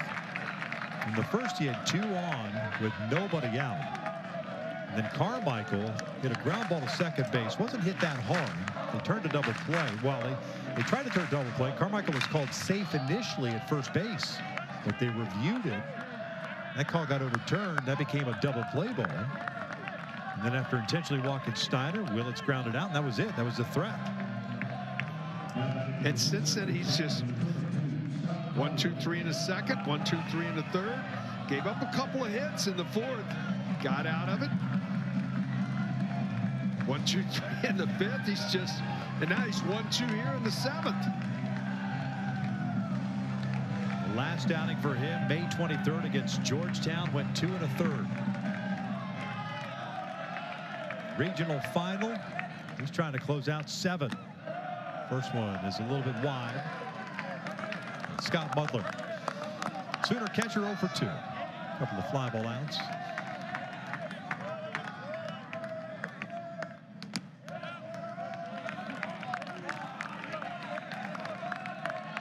Has not nibbled this entire game. No, he's created angle, used his fastball, his breaking ball, and now 100 pitches deep.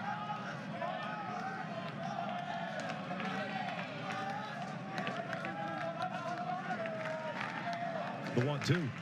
Outside, 2 balls, 2 strikes. Pettis on deck.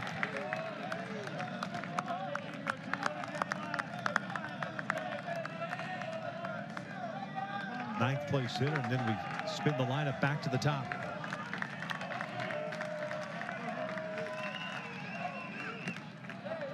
Went to a little lefty changeup. Left-handed pitchers don't like to use it that often to a left-handed hitter, but went to the changeup there on a 2-2 pitch. I say if you've got a good changeup, who cares if it's lefty-lefty? A lot of left-handers don't want that ball to fade into that striking zone. Left-handed hitters, for some reason, like that ball down and in. They can drive it a long way. Mudler's had a tough night. Yeah. That went off of Mudler and Hyde. Double whammy. 103 pitches to the left-hander Gabe Van Emmen.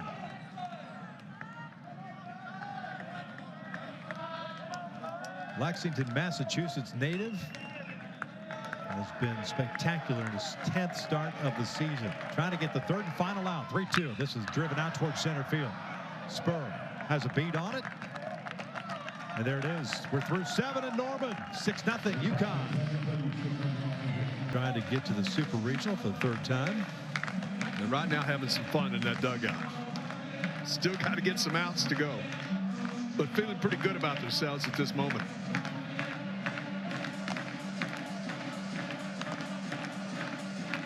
That's when you're a veteran player. You've exhausted your eligibility. You want it to keep going. Oh, yeah. Well, every team, when it comes to the end of the year, no matter if you're coming back and have some eligibility, no team is ever the same again. Yeah. It's always in that moment. Padilla leading things off. 0 for 3 today. Takes outside. Tyler Minnick, Maddox Delana. The next 2 guys after Padilla. Padilla, the second baseman, has hit a fly ball to center, twice has grounded out.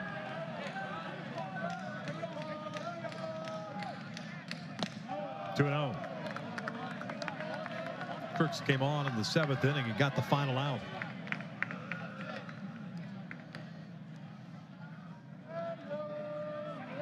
More action continues in the Sooners bullpen. That is line to right field, leadoff single.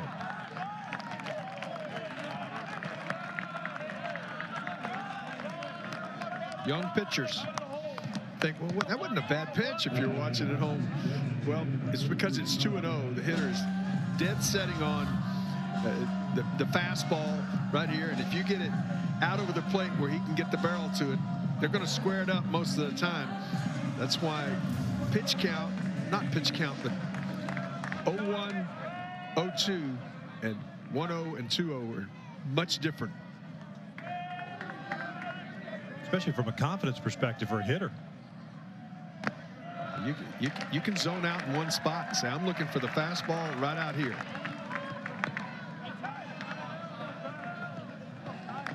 Minnick is 0 for 3. A couple of strikeouts. 1-1. Minnick does have a home run this weekend. Hit a towering shot over the batter's iron straightaway center field. Day one. That was the 4-1 win against Duke. Loops this one out to center field. Spikerman is there. One away.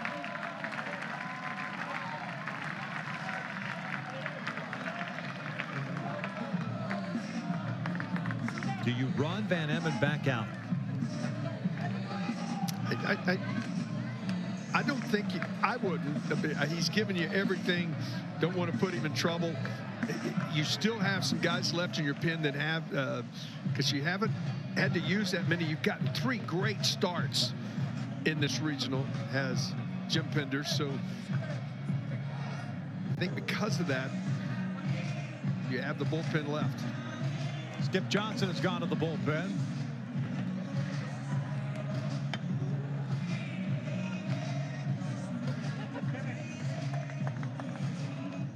How are we looking up there, Sergeant Best? On target, on time, boys! Fire forward, bang!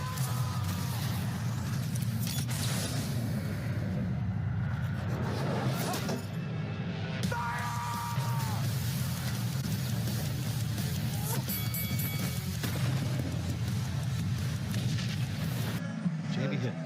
Jamie is a guy that came from Texas Tech. This is his 17th appearance. Transferred over 2 and 5 in the year. He started an awful lot of ball games. A few more hits than innings pitched, but a consistent strike thrower, fastball, breaking ball. Using him as of late as more of a guy to face lefty-lefty matchups, and that's what he's going to get in the first batter he faces.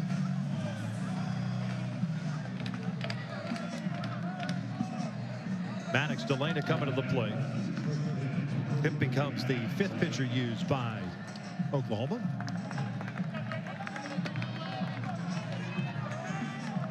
Delana went down swinging in his last at bat. 1 for 3.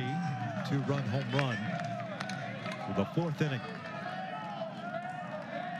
4 in the 4th, 2 in the 5th. 6-0 UConn as we play here at the top of the 8th inning.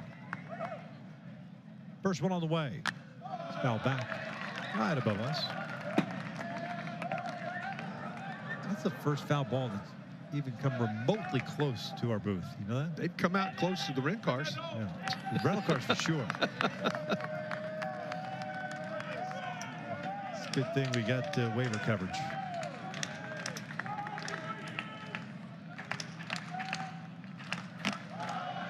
Oh, 2. Really good fastball. Knee high in the right location. 0-1. Setting on breaking ball. When you're looking for the local and get the express, you can't pull the trigger. Padilla over first base, not a big lead.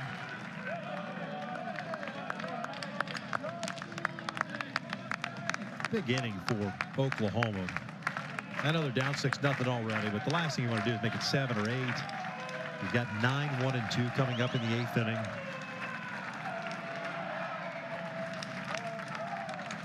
Which will get this crowd back into it. 2 balls, 2 strikes.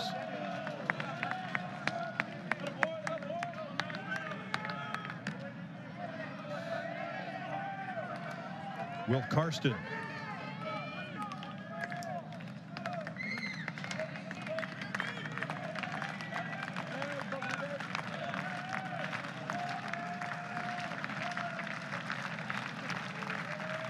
Now the 2-2. Delana gets jammed and fouls it back. That pitch, that is coming right at you. Just underneath the hands. Sometimes it's hard to see how a hitter makes any kind of contact with that. No.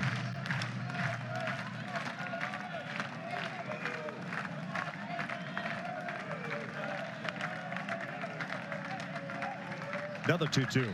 Elena shoots this one down the line. Foul. The inside out that pitch. I think he's just happy. It's a moral victory. Who's the toughest guy you faced? Oh, well, Ryan is a pretty good start. It's all right. This stuff would play. A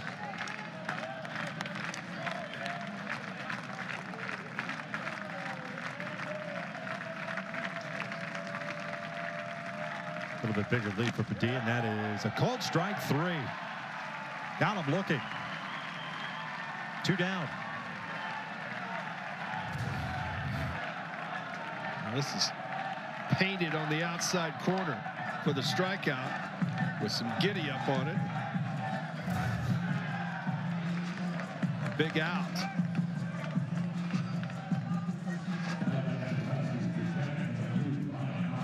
So 2 outs and 1 on. Ryan Hyde, the catcher, coming up now. Hyde goes old school. He keeps the shin guards on in the on-deck circle. I like that. I tell you what, thrown into this mix because of illness. What a fine job. He's been outstanding behind the plate and has one of the big hits of the regional.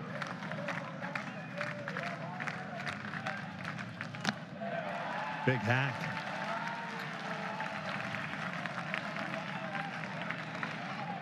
He wanted to put the cherry on top.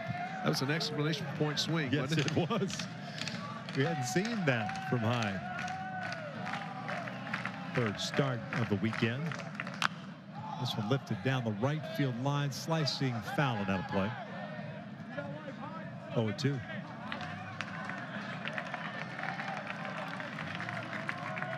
Oklahoma in the bottom of the 8th inning. Pettis, Spikerman, and Madrid. Question is whether or not Van Emmen comes back out. 7 unbelievable innings, scoreless baseball. Having retired the last 4 in a row.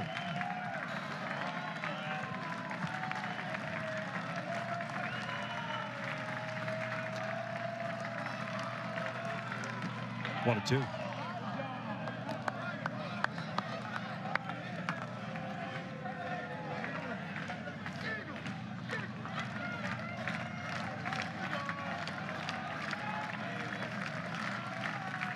Sooner faithful trying to keep the faith. That one gets by Mudler. Padilla will take second base. It's a wild pitch.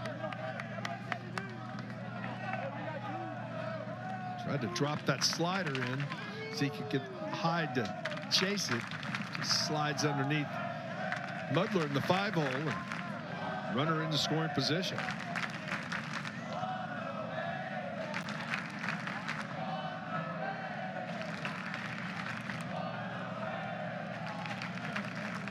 Two balls, 2 strikes, 2 outs.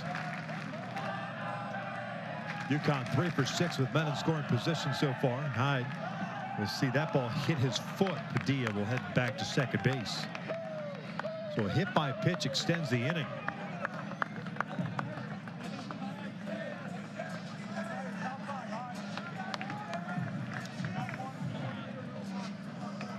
Try to go back in there again. Victor with the slider. This time caught the back foot. Now you have a lefty-lefty matchup.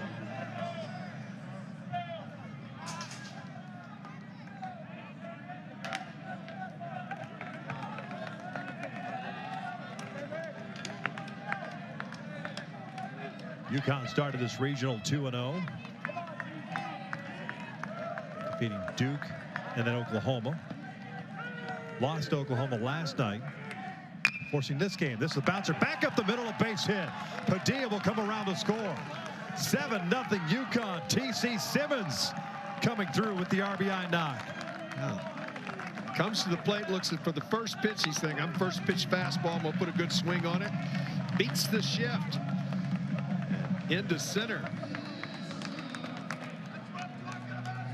Adding on here in the top of the 8th. Right out over the Johnson plate. back out on the bump, and with the shift on, really good piece of hitting. 3rd RBI of the year for Simmons. A 7-0 Husky lead. And Will Carson comes on to relief.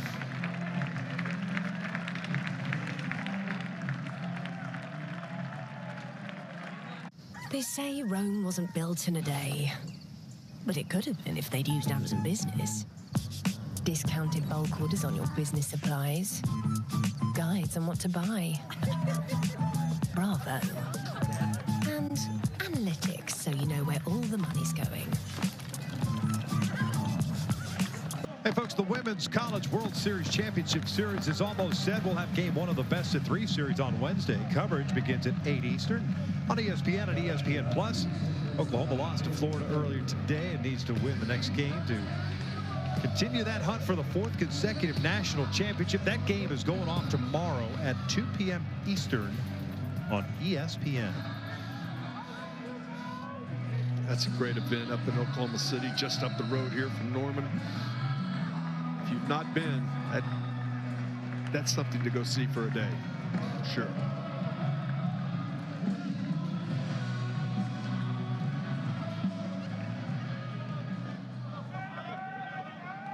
Sixth pitcher on the bump for Oklahoma. Top of the order, Caleb Spur at the plate, 2 on and 2 outs. Spur takes down low, 1-0. Caleb tonight 0 for 4. He's got Hyde at second, Simmons at first base. That ball gets by Mudler, but not far enough to advance. That's the toughest one for a base runner. You just don't know how far away it's gotten from the catcher. From that perspective, it's 127 feet to second base, and it's hard to see how far the ball has rolled away.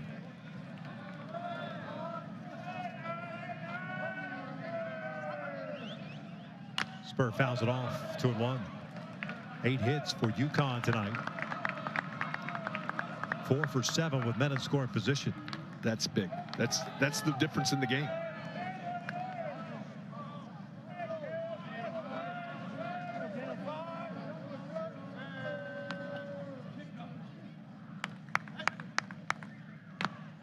Two.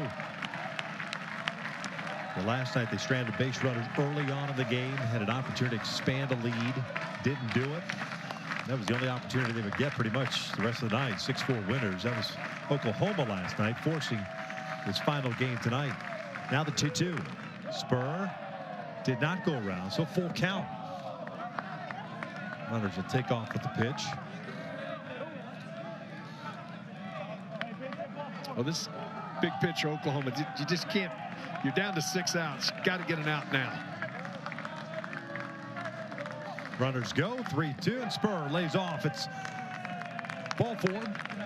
Bases loaded for Paul Tamero.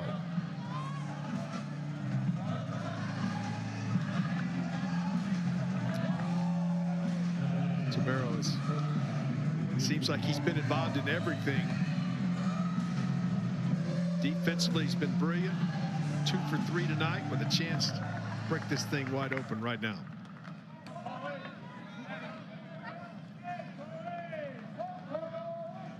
Two singles, a walk, and a line shot to third and to seventh. This one lifted out to center field, playable for Spikerman. We're off to the bottom of the 8th inning. 7-0 UConn. We were wondering whether or not Gabe Van Emmen would come back out. He is. Just a marvelous performance. 15 of 26 first pitch strikes. 104 pitches on the night, 67 of them for strikes. He's, as you mentioned, tied his season high for innings pitched.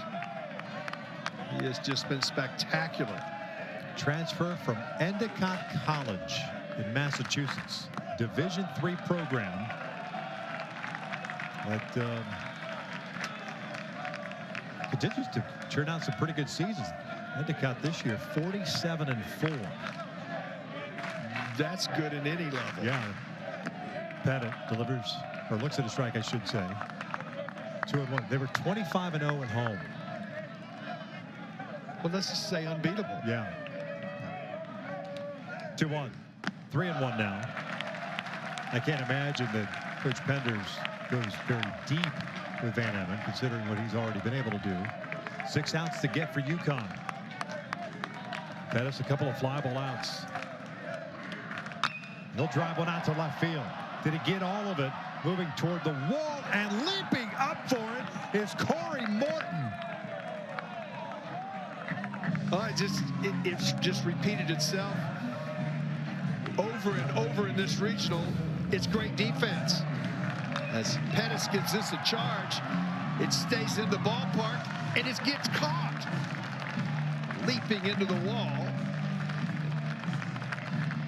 Outstanding play.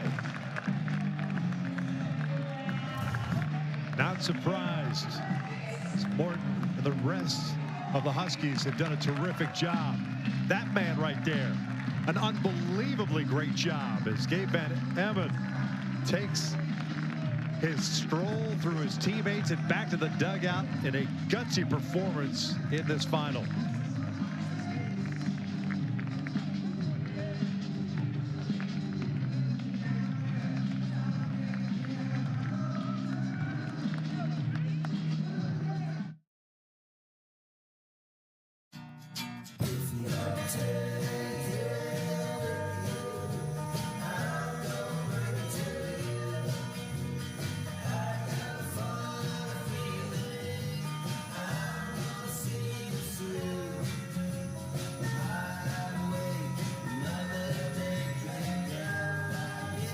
First time I've seen him wreck any kind of a smile. He has been stone-faced all ball game long. He was spectacular. He was outstanding. He was feeling the vibe early on. The guy that was feeling the vibe the first game of this tournament against Duke was this man right here, Stephen Quigley. Trying to get 5 outs now. Just an outstanding performance in game 1 against the Duke Blue Devils, and back here, see the numbers. He went 8 innings, allowed 7 hits, 1 run. It was earned, walk 1, struck out 2. He was just spectacular. 124 pitches on Friday.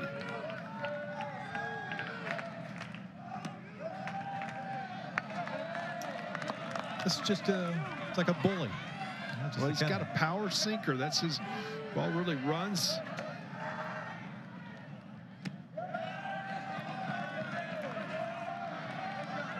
Little breaking ball to go with it. Stays down in the zone. Spikerman shooting it foul. 2 balls, 2 strikes. I think Spikerman got fooled that ball went a long way, staying fair. He thought it was going to go foul initially, and then he takes off with the bat in his hand, saying, I better go. That's getting closer to the line.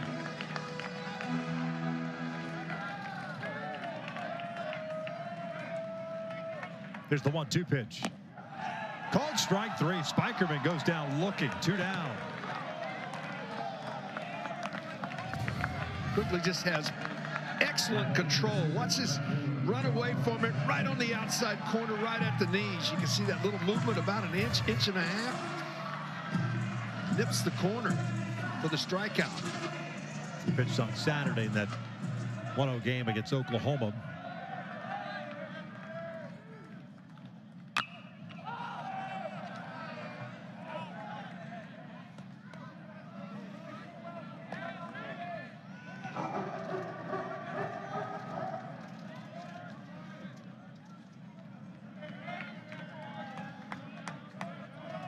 Who says pitching and defense can't win? No doubt.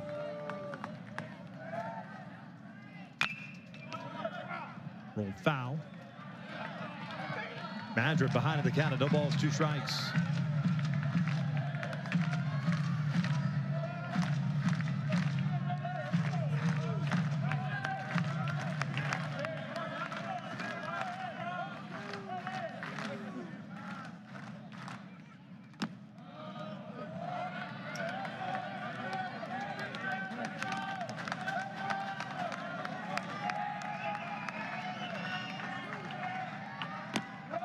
Two balls, 2 strikes. Madrid tonight, a walk and a couple of fly ball outs. Carmichael on deck. This one's out toward left center field. Spur was shading that way. He's there. Morton goes just in front of him. Third out is recorded. We're off to the ninth.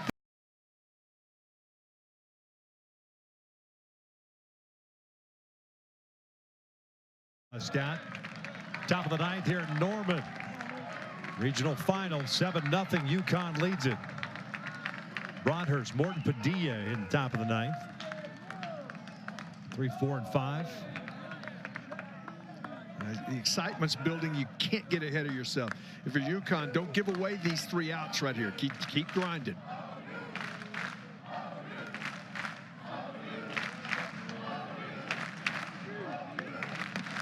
One ball, 2 strikes on Broadhurst. RBI single for him in the 5th inning.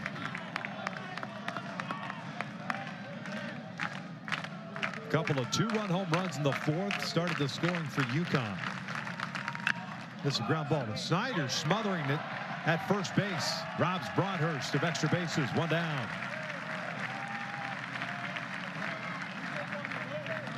A good reaction. You never feel like a right-handed hitter is going to hit a ball your direction when you're playing on the opposite side of the infield. Did a nice job reacting and making a play. What could have been on the strikeout. Wild pitch, error by Muddlers. This one's bounced foul. Because a 2-run home run is hit, it's 2-0. Ground ball, 2 outs. And in the strikeout, Wild that pitch, would have been the 3rd out. E2 allows another hitter to come to the plate. Because it's a 2-0 game. If you're Oklahoma, you're like, all right, I'll take that. Game 4-0. UConn came in and had 2 more in the 5th. 6-0. And then all of a sudden, the dynamic of the game completely shifted. Plus, the fact that Van Emmen kept going out there inning after inning and just throwing up zeros. Ground ball slowly hit to short. Willett's going to have to hurry. And out is the call at first base. Everybody in the dugout wants Coach Benders to challenge him. Heck of a play by Willits. Yeah, Willits did everything he could do. Watch him come, get it in his hands. The transition is good on the run. And stretch by Snyder. Tried to come off the bag with it. Good effort. But you've been hot. Got it down every time. You see it. Major League Baseball, you guys need some help in the control room. Happy to do it. And I'll cut the time. Because I'll give you a decision and I'll settle with it. Well, the good thing about your decisions, they've been right. I have found my calling. Another look at it right here. Right foot.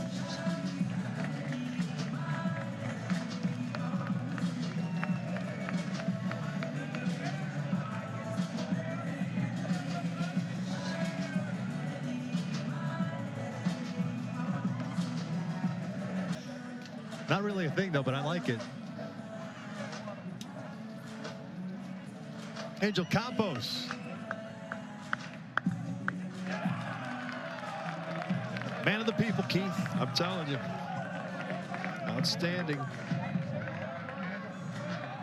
1 out base hit for Corey Morton. 3-hit game for the senior. Out of Norwalk, Connecticut.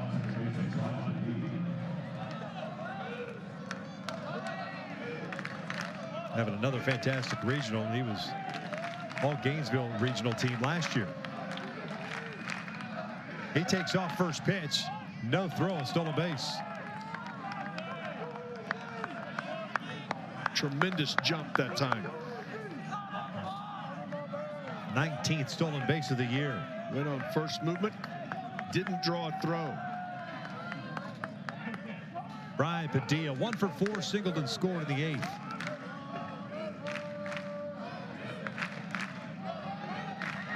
Pickoff attempt.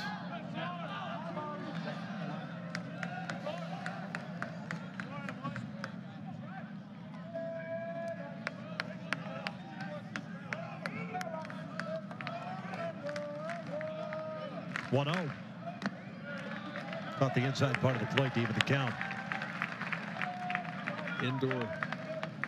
The indoor slider. So defense for Oklahoma.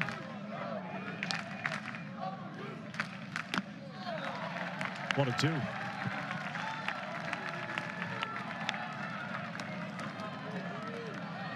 OU in the bottom of the ninth inning. Carmichael, Snyder, and Willits. 3, 4, 5. 7-0 UConn here at the top of the ninth.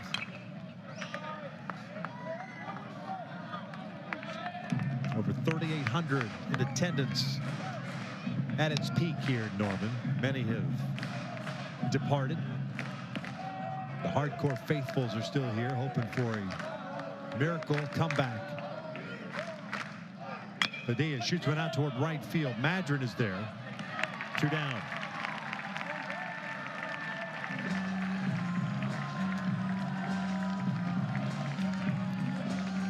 So it'll bring up Tyler Minnick. Freshman DH. 0 for 4 so far tonight. Minnick homered yesterday's game.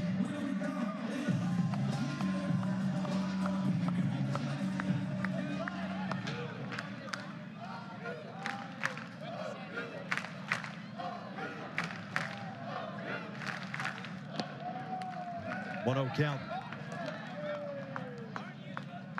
9 hits for UConn, 5 for Oklahoma.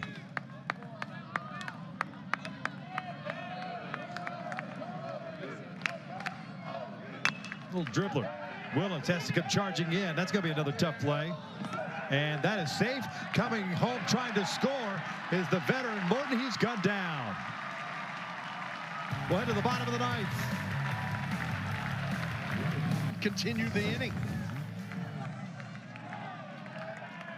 How about the first shutout in an NC tournament since 1979? Quigley out to try to close it out. Carmichael, Snyder, and Willits for Oklahoma. Ground ball up the middle. It's a leadoff single. Easton Carmichael with a multi-hit game. You're Oklahoma, you got to start somewhere.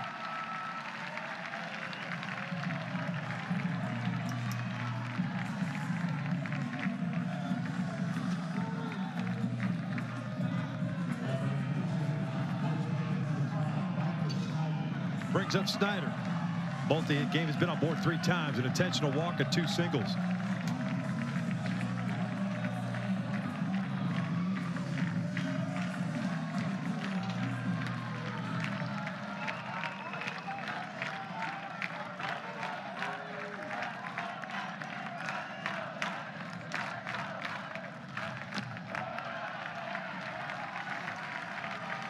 Quigley still has some life on that sinker, doesn't he? Yeah, he does. I love his ability to also change eye levels. After he gets you looking for the sinker, he can bring it up in the zone. Back up the middle. Back-to-back singles by the 3 and 4 hitters. 2 on with nobody out to start the ninth.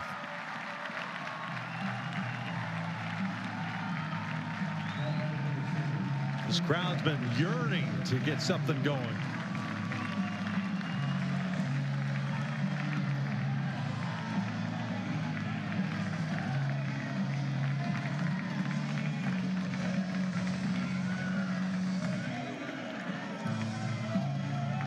Second appearance here in this regional with 124 in his first outing.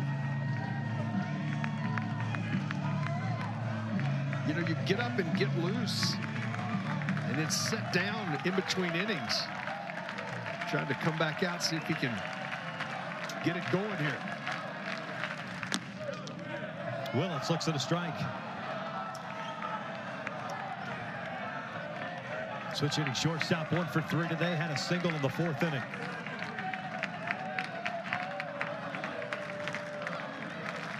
Oh, 1 now. Went chasing a little bit. It's a good changeup. He's got that to go with the sinker. Arm speed is good with it.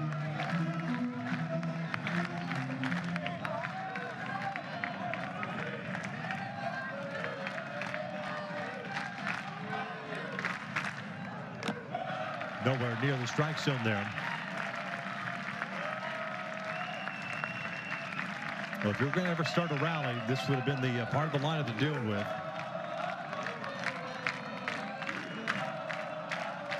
Carmichael at second, Snyder at first. 1-2.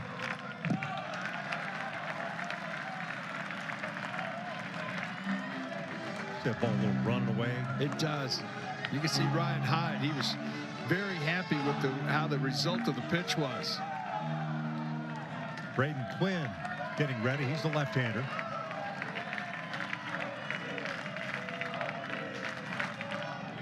Ground ball to the right side. Bobbled at first, and everybody is safe.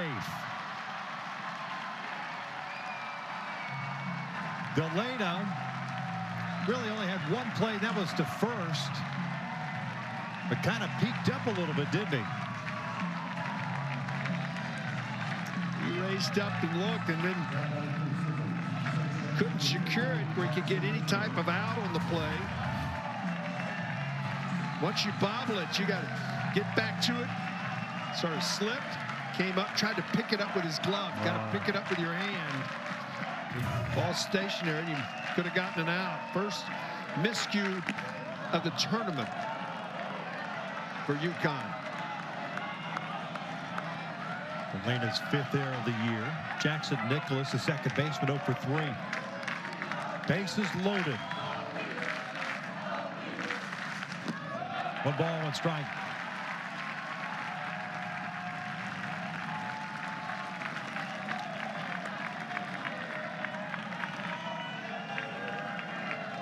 OU tonight 0 for 3 with men in scoring position. Carmichael at third, Snyder at second, Willits at first. Here's the 1-1. 1-2 painted on the outside part of the plate. And Nicholas looking for the changeup that time. Zip that little fastball in there.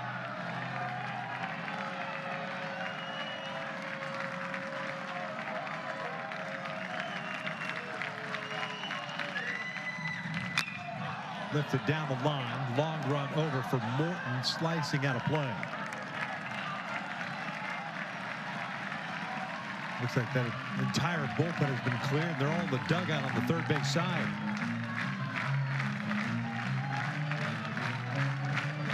Rally time in Norman.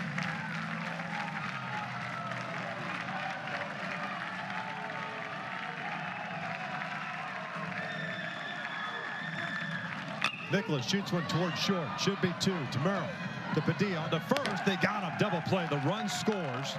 It's 7-1. So no shutout, but 2 huge outs as the first base dugout now erupts. Quickly just comes back again. Mound presence is wonderful. Mistake behind him. He just bared down and made a really good pitch. And then what a turn by Padilla at second base to get the double play.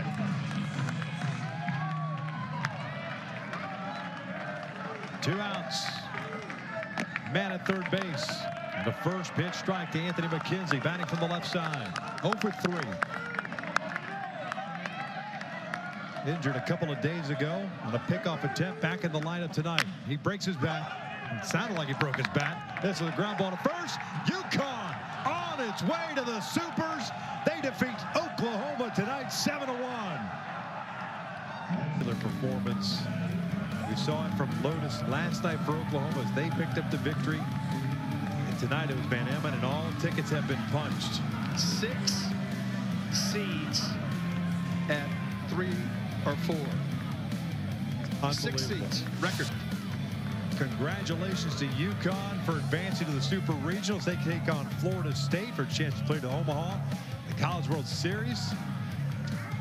Tonight, next at SportsCenter with Scott Van Pelt. He'll have a ton of top moments and reaction from Monday's games, the Women's College World Series. Hear from Kyrie Irving and much, much more. For Keith Moreland and the entire crew, I'm